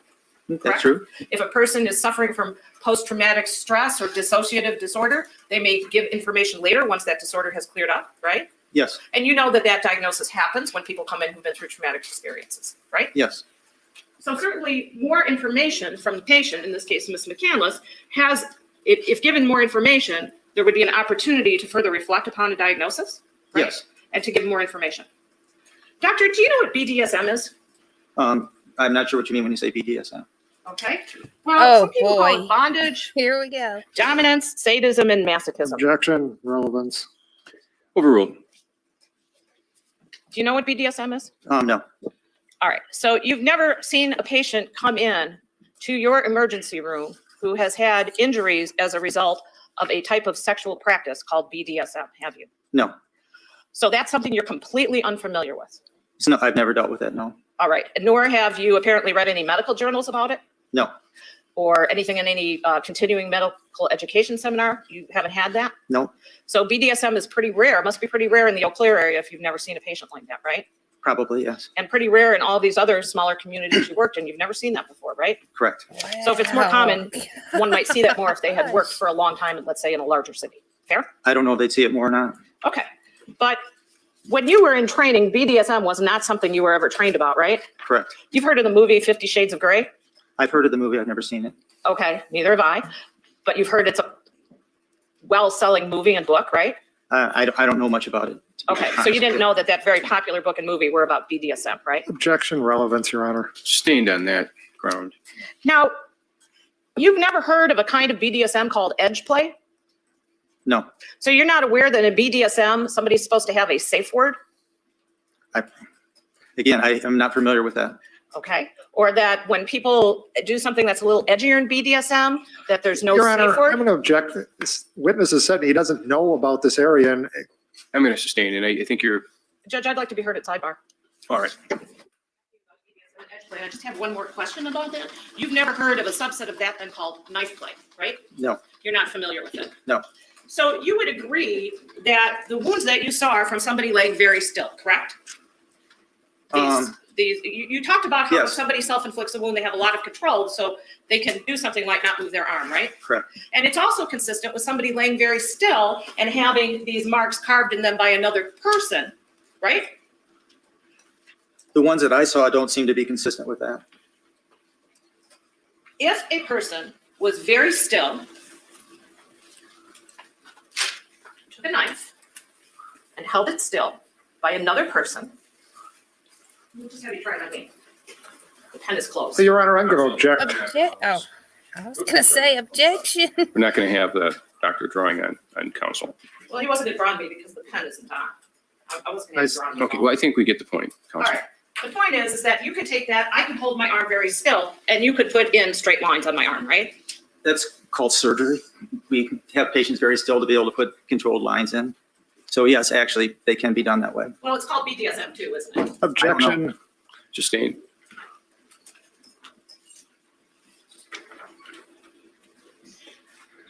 The wounds you see in the genital area are also consistent with somebody laying very still and not moving while someone else lightly runs a knife over them. By lightly, I mean they didn't go way past the skin and have the skin open up, right?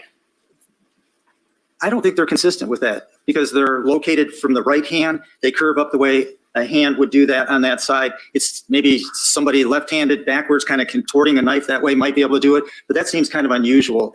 You know, my opinion is that these were self-inflicted based on the location, the fact there were multiple superficial wounds in places like the lateral thigh, on the palm, and with this, they were all consistent with that same pattern.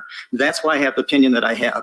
I'm not aware of any of this other stuff. I had to evaluate my patient who came in, who had a severe traumatic event, who came in with what was clearly what looked like self-inflicted wounds in the form of words. All of these were very consistent with that. That led to my opinion that they needed to have further evaluation. Doctor, can I have the court reporter please read back my question? Because I've actually forgotten it now. I'm sorry.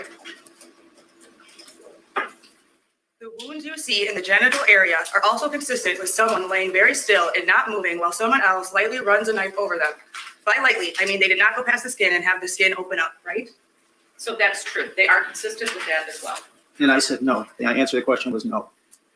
In your opinion, they're not consistent, but you weren't in the back seat of the car, Correct. right? Where Ezra McCandless was cut by that knife, right? Objection, Your Honor. Assumes facts, not in evidence. Sustained. You weren't present when Ezra McCandless received the cuts to her body. Correct. You have not seen a videotape of what's happened. I have not. She didn't tell you what happened. Correct. And we all agree medical diagnoses can shift when other information is presented. Objection, asked and answered. Sustained. You haven't been given any further information since your day in the emergency room, right? That's correct. My medical opinion is based on the patterns of the wounds all fitting into the same scenario. Dr. Tillotson, you were asked some questions about the fact that you are not a paid expert witness in this case, right? Correct. But it's fair to say you have gotten paid for all of your time in this case, right? No, it's not. You're not being paid while you testify? No. All right. You are a salaried employee of the Mayo Clinic, right? Correct. And you are being paid your salary, correct? I'm paid my salary for the shifts that I work. Okay. If I work additional shifts, I get paid more. I did not get paid when I was here in March. As far as I know, I'm not paid now. I don't submit anything to get paid. So you have to come here because you've received a subpoena, right? Correct. And you yourself have done other things for pay, like teaching, right? I have, yes. And consulted with other lawyers when they wanted to consult with you, right? Yes. And just because a lawyer consults with you or pays you doesn't mean that an opinion's not truthful, right? Correct? Again, I can't say with 100% certainty. Most of the time, I would imagine that people would not compromise their opinion for money, but some people will. Okay, but you're not aware of any other emergency room doctors in Wisconsin who compromise their opinions for money, are you? I don't know of anyone right offhand. Okay, and certainly people testify in cases all the time and they're paid for their time, right? Right. Because you're a fact witness, meaning you were in the emergency room getting paid for your time, you have to come and testify when given a subpoena, right? Correct. Paid or not, Correct. right? Not a volunteer job.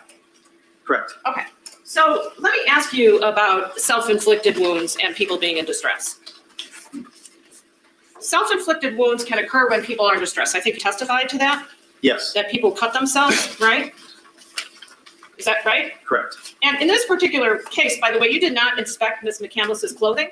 Correct. And so you don't know anything about clothing being cut through or not cut through in this particular case? Correct. Or whether some clothing has blood on it and other clothes does not have blood on it, right? Correct. And any conclusions that can be drawn from Ms. McCandless's clothing are kind of outside of your realm of what you worked on in this particular case, right? Correct. Now,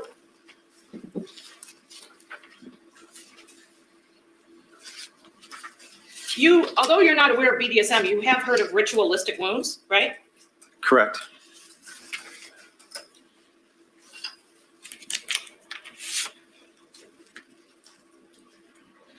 And I'm again going to show you the transcript of your previous testimony in this case. Oh, holy guacamole. The problem is that I don't have a copy that's paged the same way you are, so This is from the court, so. I understand that for whatever reason, they didn't give me access to that. I have access to the full transcript, but it's not. So if I can just see it, Sure. thank you. Doctor, I'm going back to the transcript of your previous testimony in this case, right? And turning to page 30. Yeah. These are my questions, okay? So I asked you, what you're saying is if someone is fighting back, that's unlikely. And that was referring, if you have a recollection, if you need to look earlier, let you know, that occurs to having these superficial wounds. That would be unlikely to get superficial wounds, right? Right. But at that time, I asked you, if someone is just laying there still, a different person could be inflicting wounds that include parallel lines or superficial, correct? And your answer was sure. Yep.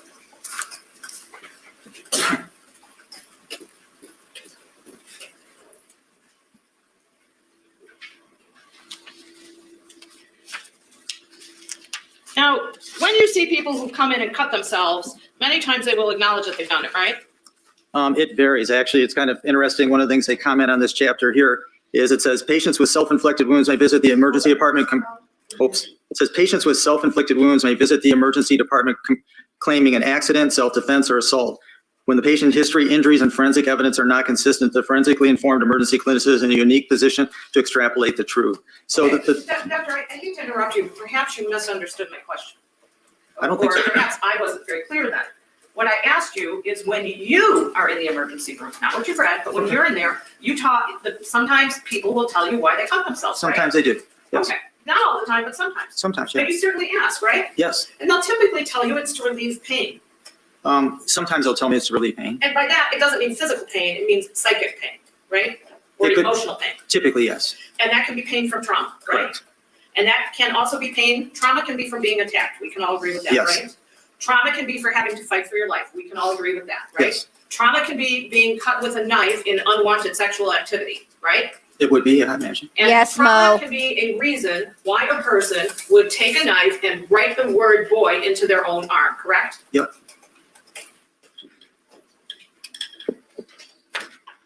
At this time, I have no further questions. All right, any redirect? Mr. Yes, Your Honor. Actually, let's just go to that last area you were being asked about. Could trauma be from killing someone? Yes. Let's go back a little bit. Can I have? I didn't. transcript, Hold on counsel, a that you were second. I'm using? gonna push pause. We all need a minute. Oh my Lord. No, I feel like I'm like all amped up. I feel like I was being on a grilled. So rude. Well, I think that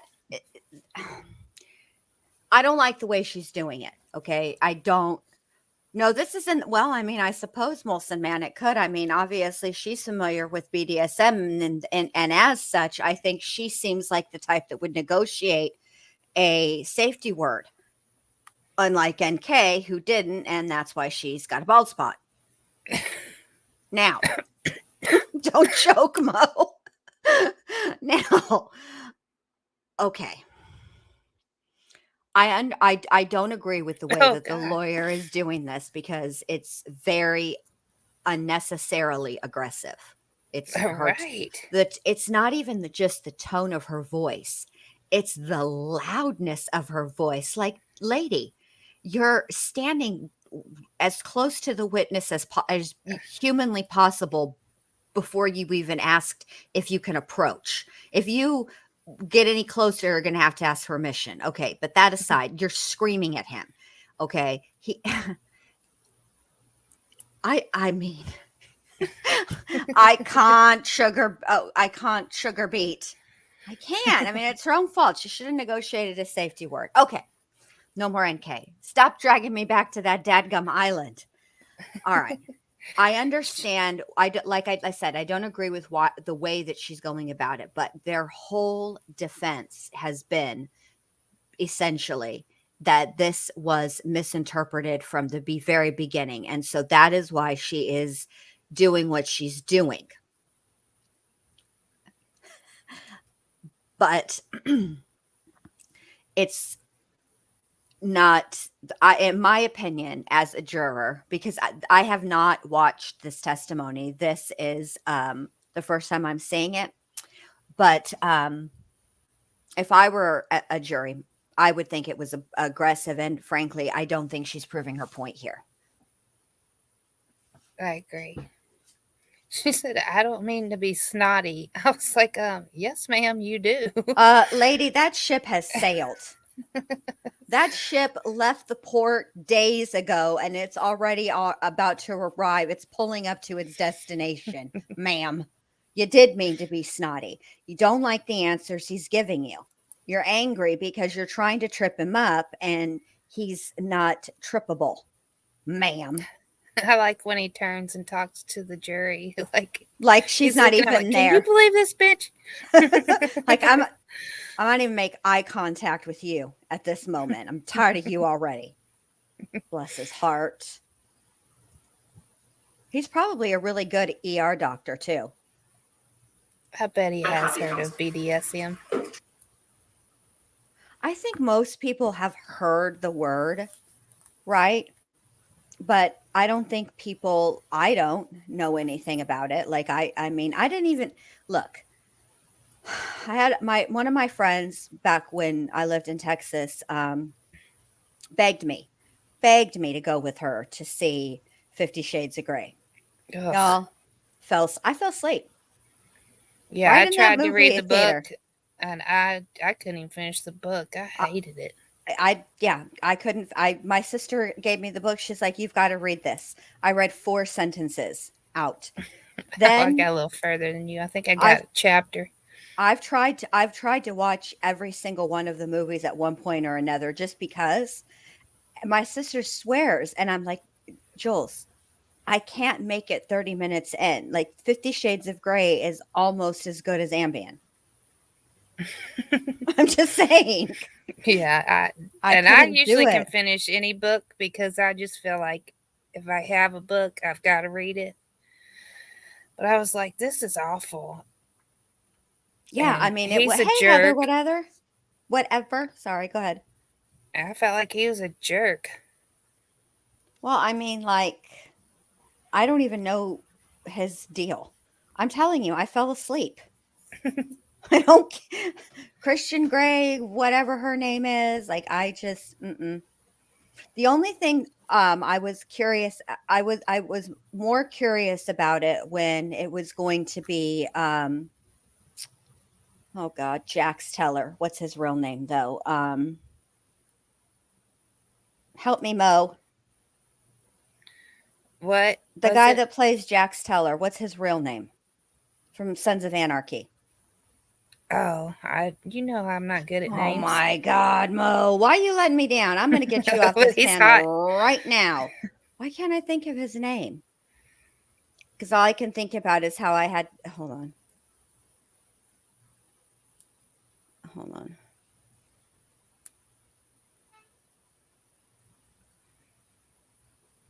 Charlie Hunnam. Okay, so originally Charlie Hunnam was cast as that, and then my interest was piqued. But the minute that he decided not to do it, I was like, I'm not going to be doing it either. All right, here we go. Let's finish this up. Jen was out. Well, Your Honor, if they're going to give it to the witness, that's fine. I'll use my copy, which is different. I mean, I don't want to version. be rude. If you want to take a look at it, I could go up there. No, that's with fine. you. I'll use mine. Okay. That's fine. But this is an official court transcript I use, so I would ask that you please refer to the official court transcript. Yeah, but I'm looking at document 299, which is the full transcript for that hearing as opposed to a partial one. Okay, these two are about 5 minutes from brawling in the parking lot. I think the judge is Okay. annoyed too. I would be. She's rude. May I approach, Your Honor? You want a personal witness? Go ahead. Yes. Now, Doctor, referring to the transcript, when we talk about it, let's just get context of the questions about the exam. We're at page 41 of document number 299. You were asked, after you had that initial discussion with her, what did you do next? And your answer was what? Can you just read that for us? Well, Starting at line 25 of page 41 and continuing on to line 1 of page 42. Well, after the initial history, I did a physical exam on her. Okay. So your answer on March 8th was you did a physical exam of her, correct? And that was before the SANE exam, correct? Correct. The portion that counsel was reading you about, what were you referring to when you said, we didn't do that examination until the sexual assault nurse examiner was there? That was a pelvic or the intimate exam. So prior to the SANE nurse arriving, had you seen the marks on her left hand? Yes. Had you seen the marks on her right thigh? Yes. You just hadn't at that point in time seen the ones on her pelvic area? Correct.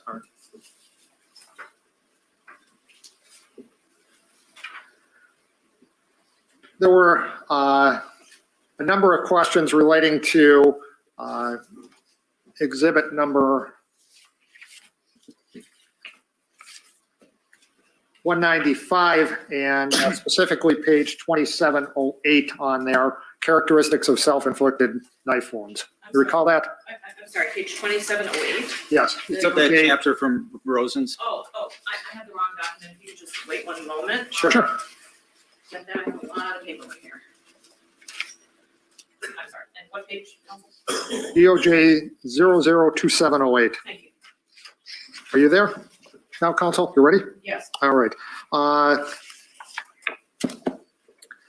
When you talked about those, you said they're characteristics of self-inflicted knife wounds? Is that correct? Yes. All right. Are those characteristics always present in all self-inflicted knife wounds? No. Do some self-inflicted knife wounds have different characteristics than what's listed there? Yes. What are these? What are the what does it mean by characteristics of? It basically means trends or patterns or what you would expect to see. It's the whole reason I came to the conclusion I felt these were self-inflicted, because they had a pattern. And the pattern was on the arm in words. They were superficial, multiple linear ones on the palm, not involving this thing where I imagine if somebody grabbed a knife, there'd be deep cuts through there. They were in the reach of a hand, either sitting down on the side of the leg. They were in the reach of the hand in the groin. And they all seem to have that kind of same movement that they could be gotten at the groin with the right hand. So they were all consistent with that. So, excuse me, I'm sorry. So if you actually look at there, when they talk about the characteristics, they talk about multiple different things like pattern, going in the direction of the hand, multiple parallel lines, non-dominant side. And they're more commonly on the non-dominant side because the dominant hand inflicts the wounds. And the area that you described, the injury to the pubic area, was there something specific about it in addition to the lines that you observed, the parallel lines that you observed that you thought was important to note in that examination of those? Well, the thing that was unusual about it is they were all on one side. And they were on the right side. They weren't on the left side. That was what I thought was unusual. And they were all very superficial. And was there also something about the angle of those injuries that was Right, but they were significant? angled up the way that a hand would go towards the right shoulder. I think I commented on that. So if somebody was cutting themselves or putting the knife against the skin in that area, it would be in the direction that they would be doing that, Yes, using their dominant hand. right. Doctor, going back to Exhibit 191, the first page of that exhibit, you were asked about her complaining of the pain and rating it a 10 out of 10. Immediately after that, not the next sentence after that, did she talk about who could come visit her if they wanted? I wasn't involved in that conversation. But does the record indicate that the patient said that somebody could come visit her? Patient did say friend Jason could come to see her, is what's said on here. All right. Now, you were asked some questions about the defendant's inability to recall events. Do you know what the cause of that, her ability to describe to you what happened was? I don't know for sure. It could have been a dissociative disorder. Could have been, people are not always forthright with us. It's hard to know at that time. I assumed that it was due to the trauma. Object to assumption. I'm going to run along to answer and just redirecting this. I don't think it's relying on an assumption. Okay. My Continue with your answer, doctor. impression is I saw a traumatized woman who had alleged sexual assault who couldn't remember what happened. I assumed it was more of a dissociative thing, or was my assumption or impression seeing her. I always give the patients the benefit of the doubt because I'm there to care for them. That's my only agenda in this case. Is this was my patient. I just wanted what was best for her. That's all I wanted. And that's why I drew the conclusions that I drew, trying to figure out what I needed to do to take care of my patient. Was it, did you ever have, or there were questions about that some diagnoses are difficult, some are easier. Was this a difficult diagnosis for you to reach that these injuries were self-inflicted? No. Why not? Because of the pattern. The pattern was all consistent with that. As a matter And of fact, the police independently came to me. Sustained. that's fine. Sorry. And doctor, you were also asked some questions that there were some comments about wounds may be self-inflicted and so forth. Could you turn to page DOJ 000072, which is the last page of Exhibit 191? Yes. Is there a final diagnosis in there as it relates to the wounds to the right arm? I'm Yes. The left arm, I'm Page sorry. what? I'm sorry, Counsel. The last page of Exhibit 191, which is designated 000072. The answer is, I'm sorry, what didn't you get? If you responded to his question, I didn't. Yeah. What's the final diagnosis as to the wounds to the left arm? Laceration arm without foreign body and issue left, self-inflicted. And is there a final opinion or final diagnosis as to the injuries to the thigh? Laceration thigh without foreign body, initial right, self-inflicted.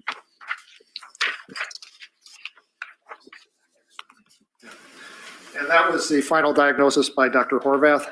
Yes, All right, and that concurs with your diagnosis as well. yes.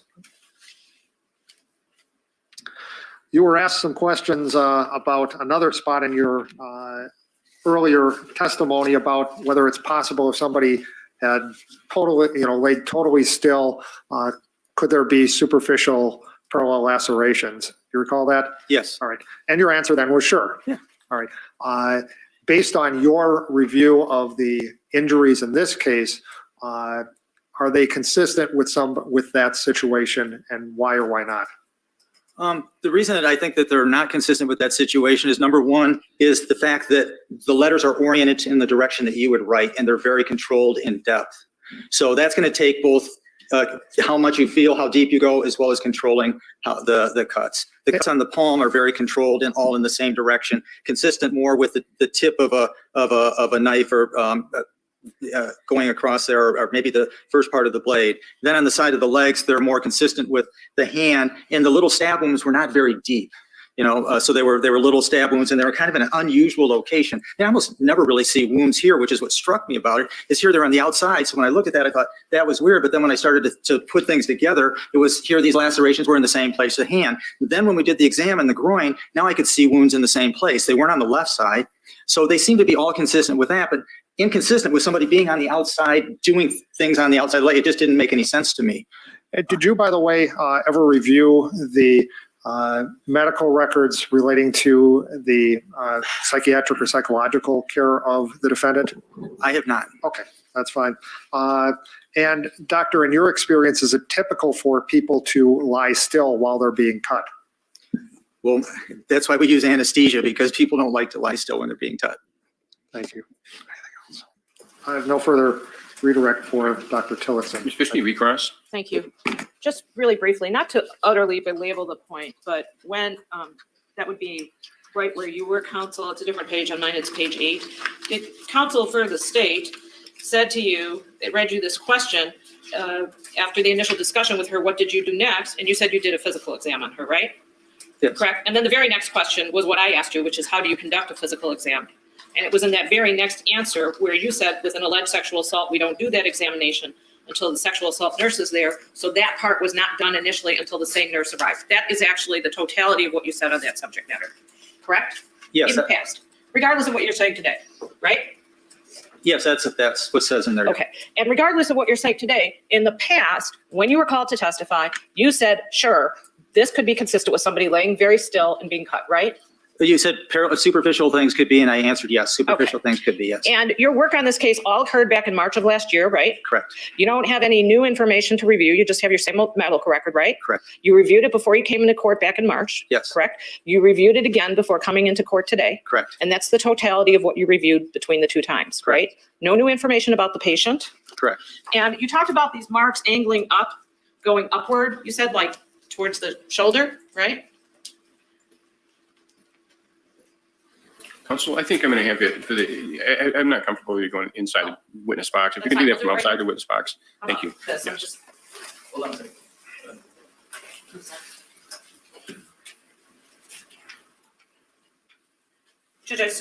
Just want to make sure that if I Look at the inadvertently doctor put the picture in front of the smiling. camera, that it's not shown. The judge called her out. Angle it towards the jury, maybe come over this way a I'm little trying bit to more so actually the angle it doctor. away from the jurors. They've seen this picture. Well, they are the fact finders. Yes. So if you're asking the witness, the Okay. jury can't see. Okay, doctor, in this particular picture, these are the wounds to the groin area, correct? Correct. And the There's jurors, a glare on it. I can't really see the picture. Can you tilt it up just a little bit more? There you go. Thank you. okay. And showing you this picture, you would agree that not all of these lines are parallel, right? Right. Some of them are perpendicular. To each other, yes. Okay, and they don't all necessarily angle up to the right shoulder. They're in different directions. Depending on the position of the extremity at that time, but yeah, they all angle up this way. Like, Really, even the ones that go the opposite way? which ones go the opposite way? Well, there's some that go towards, So from that the inner goes, side. so that goes up like this. Well, that would actually depend on what direction somebody's pointing the knife, right? Exactly. It could go up or it could go down, right? Yep. And, doctor, I think you were asked about contusions, or in other words, what we commonly call bruises, right? Correct. And they don't necessarily show up right away? Correct. Objection, this is beyond the scope of my, It is, and I'm going to sustain it's beyond the scope of redirect. So bruises would be seen later? Counsel, Honor. I'm going to sustain the anticipated objection. Now, you were questioned about trauma both by myself and by the prosecutor in his redirect, correct? Correct. And you agree trauma can be consistent with many things, right? Yes. It can be consistent with being attacked. Your Honor, I'm going to object. I mean, I asked one question on it.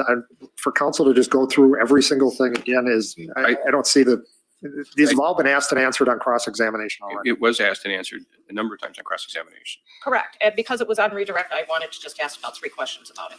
Well, why don't you stick with what Mr. DeFore asked. Well, he said That it is could, whether, oh, I'm sorry. killing somebody could be traumatic. I think it was something along those lines. Killing somebody can be traumatic as well as self-defense or being attacked, correct? Absolutely. And those can be consistent with a hypothesis, right? I'm Homicide, self-defense, they can all be consistent with a different hypothesis, right? not sure what you're asking with a different hypothesis. Well, you have a theory about what happened in this particular case, right? No, actually, I don't have a theory. I have a medical opinion based on a reasonable degree of medical certainty. That's what I have. A Boom. reasonable degree of medical certainty, since you brought that up, that means different things to different people, right? Isn't that correct? I don't know what you mean by that. Well, some people say a reasonable degree of medical certainty means that you're 51% sure, right? It means that that is what my opinion is within a degree of medical certainty based on my training, expertise, and opinion. Whether you want to quantify that, I guess, is going to depend on the individual and the circumstance. So different doctors quantify that in different ways. Fair? Again, I don't know what different doctors do. I'm only one. Okay. You're not going to win this, lady. Calm down. Doctor, you can I agree love that more his face information when can he lead thinks to a he- different he got diagnosis and a it. different opinion to a reasonable degree of medical certainty by another practitioner, correct? Yes. Lupe wins. And that your opinion was based only on seeing this patient on this day, March 22nd, where you weren't able to get a lot of information, correct? That is absolutely correct. And where you didn't have knowledge of certain other sexual practices that lead to similar injuries, correct? Objection, Your Honor. Sustained. Nothing further. Okay. Thank All right. the Lord. Dr. Tillotson, I think that is all for you today. All right. Thank you for your time. And is Dr. Tillotson free to go then? Yes, Your Honor. Oh, I'm sorry that happened to you, Dr. Tillotson. Right. I don't, I think he kind of enjoyed some of it because when he would get a dig back, he'd have a little smirk on his face and look around the room like, did y'all catch that? Well, I mean, look, here's the deal. And I let me open the chat because I remember who said it. Let me scroll up. And she had no business going in the jury box. No, that's way too much. That's over approaching the witness. You mean the witness box? Did you say the witness box or the jury Oh, no. box? I think I said the jury box, but yeah, I meant the The witness, witness box. Yeah. She's So got me all discombobulated. everybody's discombobulated.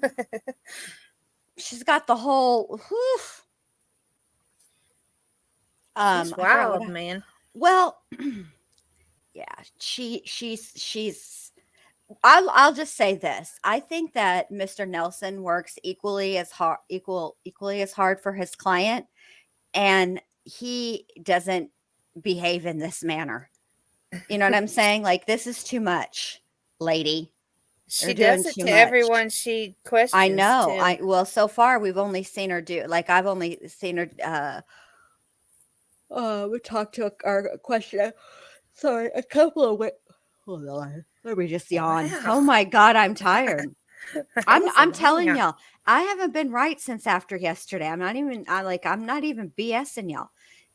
Anyway, I feel like I've seen she's done it with most of the people she's questioned. She's very this for you, Lupe.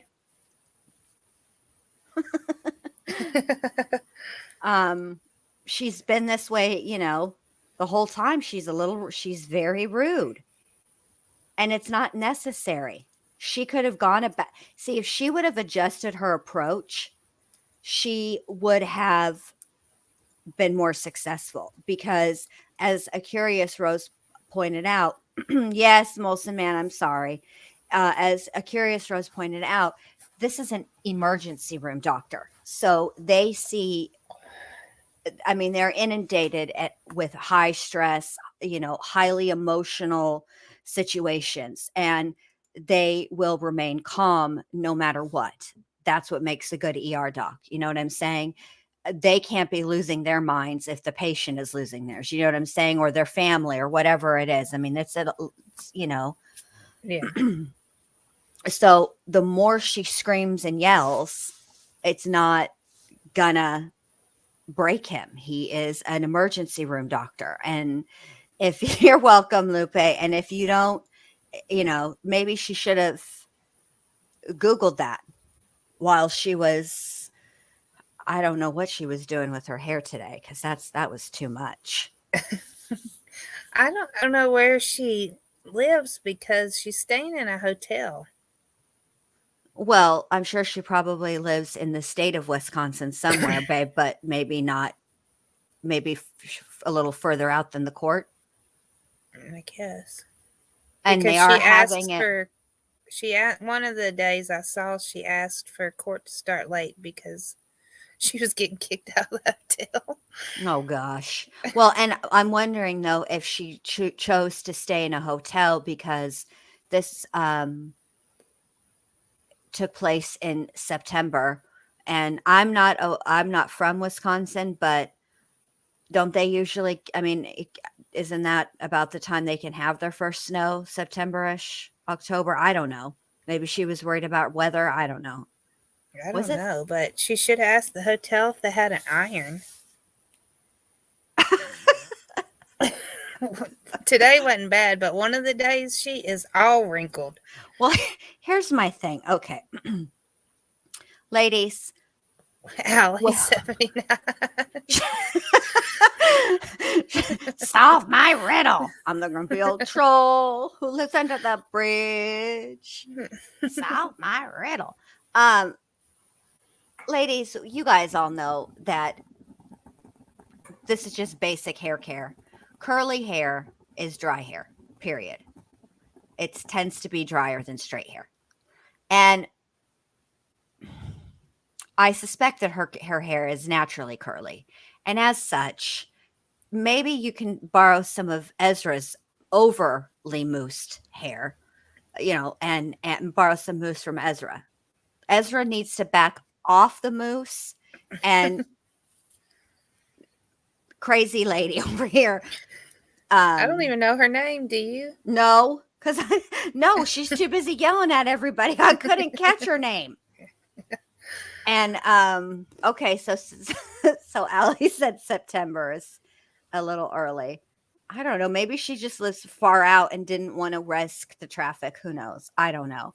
But usually the One hotel. side of her head looks like a bed head, like she was sleeping on it. I think she did. I think she was like, she probably stayed up late watching YouTube. You know how these YouTube streets be wilding out. She was probably watching 50 Shades of Grey.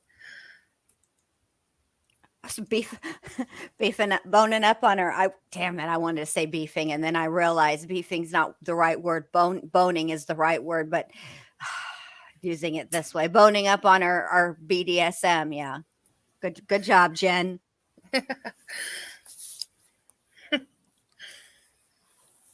Oh, she should have a Curious Rose. She really should have. Her approach was caca. She does not get a good Google review from me. well, he gave it back to her, so I was yeah, with him. I kind of the only people that so far really the defense has been able to break have been the cops. I know she does it to somebody else, but I can't remember who. But we'll have another good one. I'm sure. You know how I like watch it at double speed. In the in between to see which ones are good. But I knew that the doctor was going to be good because he's the one that saw her in the ER. So I knew that whatever, he was going to be informative. I didn't know it was going to be explosive, but I knew it was going to be informative. I swear the judge almost said, "You're just beating a dead horse at this point." And he stopped himself. Good for you, Judge. I liked He how said, "You're just," and he stopped. I liked how he went ahead and preemptively sustained the objection.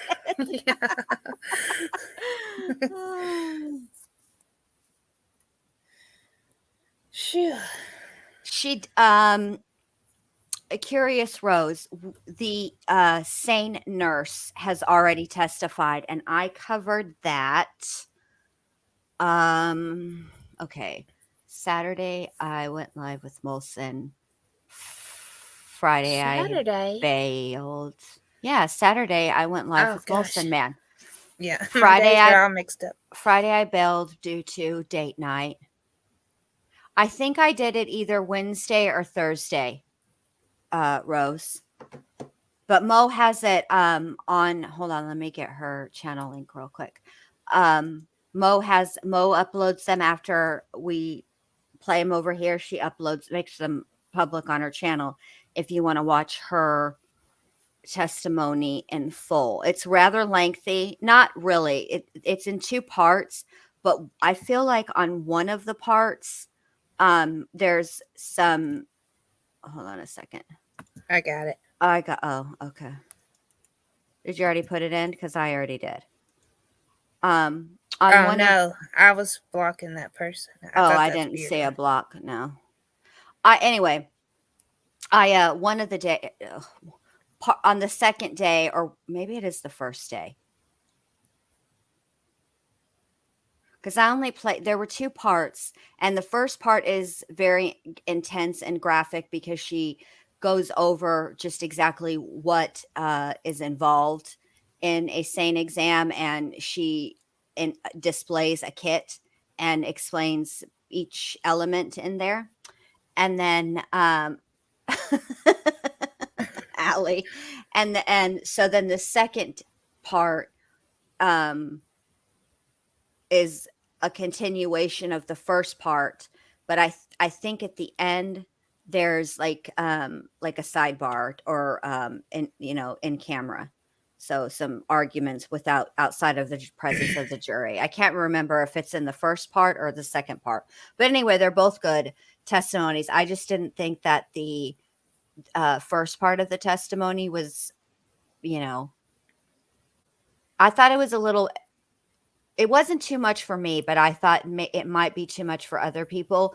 And so rather than play it, I just decided to let everybody know that if they want to see it, they can, and played the second part. So anyway, that's a long way to say I think it was on Wednesday or Thursday. Yeah. And she does do very well. Let me see who's next. Yeah, Oh. I thought she did good too. Oh, Christ. I can't see who's next because I can tell you. Investigator Rebecca Merrifield. Yes. And I don't remember what she talks about, but I know she comes up in the closing arguments because this lady gets her name wrong and the judge gets mad at her. For getting Ezra's wrong? No, Merrifield. Oh, She gets it wrong twice. oh. He says something. Okay. Well, I would imagine, I know she's a detective. I'll peruse it and we'll maybe we'll watch part of it or whatever. But anyway, I want to thank everybody for being here tonight. And if you would do me a solid and give your girl a like on the way out, if you wouldn't mind, I would greatly appreciate it. And and then after, go ahead. I don't know if Merrifield's that long, but after her is the sergeant that searched the car, and he assisted. Well, I don't think he assisted. Whatever it is when they go to the autopsy. Observed. Yeah, I don't know why I wrote assisted because that would be awful weird. Well, there's a lot of elements to an autopsy. There's the external exam, which is they don't touch, they just look and they document, right? And then there's the internal examination. But I suppose you might have written that because perhaps he did assist in some capacity. Perhaps he did the photographs. Or perhaps, Have any of you guys ever been in a room where an autopsy is performed? Mo, have you? No, I've been in a room with an operation. But not an autopsy? No, my dad let me go back while he operated. That was in the old days when you could never get away with that now. Because Yeah, I was like 10. Let's see. I guess when I went into the morgue, it's not like I went, my mom just took me through there. We couldn't spend an inordinate amount of time, but I always found it fascinating because I used to wonder, and this is probably, I don't know, I'm sure Dr. B would have some thoughts on this, but as a kid, I wondered how do the doctors perform an autopsy? And that's messy. It's body fluids. You know what I'm saying? But then how do they then write their reports? And I'll never forget being amazed at the microphone that's hanging down. So they just talk Wow, into that. Curious Rose. That's cool. Oh, wow. Let me highlight that. Yeah, I am fascinated by autopsies. And the other day I watched, because okay, I've had 4 C-sections, all right, but when a C-section is done on you, there's a sheet that's draped, that's hanging down in front of you like a wall. You can't see anything. And the other day there was a C-section on YouTube, and I watched it because I thought it was so fascinating, the way that they're able to, I just think they're fascinating. I think all that kind of stuff is fascinating. I think autopsies are fascinating. I've already Yeah, me said too. I'm donating my body to science. I definitely need to be studied. And that's another thing I was going to say. I can't remember what I was watching today. And they were talking about Big Brother and putting like serial killers and Chris Watts in like a Big Brother house all together, and how they would be friends and then end up turning on each other. And I was thinking to myself, look, if you put Watts in with Manson, Oh, gosh. Gacy, Warnos, Bundy, Gary Ridgway, maybe not Dahmer so much, because, well, Dahmer would just go with the flow.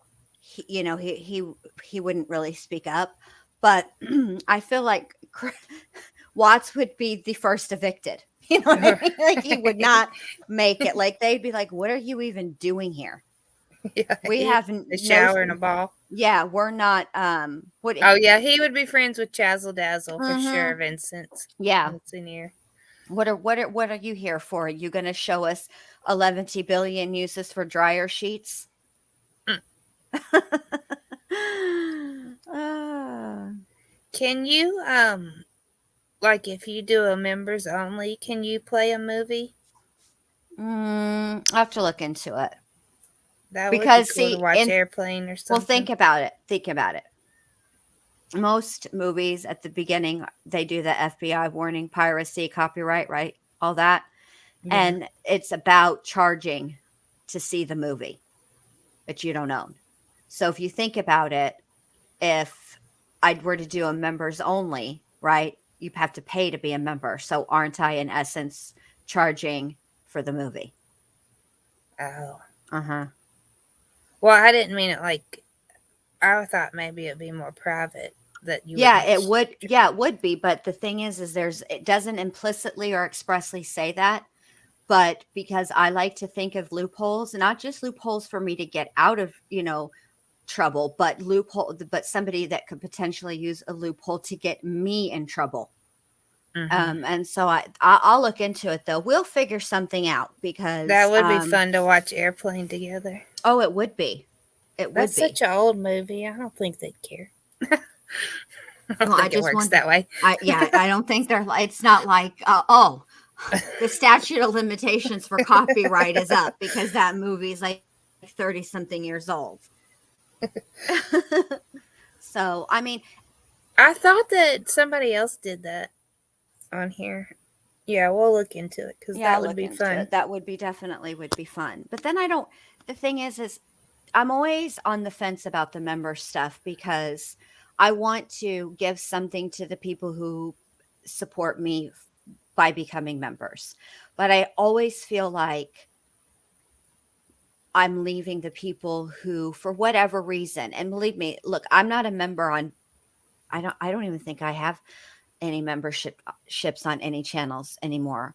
But even when I did, I only had like 2 memberships, because, but I just appreciate it. And I don't want anybody to ever feel left out, but I will definitely, figure it out. We'll work something out. You know what I mean? Because we need to have another just like fun kickback night, Yeah. So I just always, always want to be inclusive. What? Am I still here or did I lose Jen? I'm still here. Oh, I got you now. Maybe I lost signal. Am I Well, still if here? you do the airplane, you got to plan in advance because I want to be here for that. Well, no. I want to include everybody but Mo. Don't tell her. No, I mean, I want to be able to get off work. Is Of what course, I would tell you. I meant. Of course. Of course, I would tell you. All right, you guys. Well, I want to thank everybody for coming tonight, and I appreciate all of you. Oh, that's a good idea. That's a really good idea, Curious. That's what I should do. That's what I'll do, Curious Rose. So anyway, I just want to say good night to everybody, and thank you guys again for coming. Thanks for coming up on panel, Mo. And I You're will see you guys tomorrow night. Bye. All right. TTFN.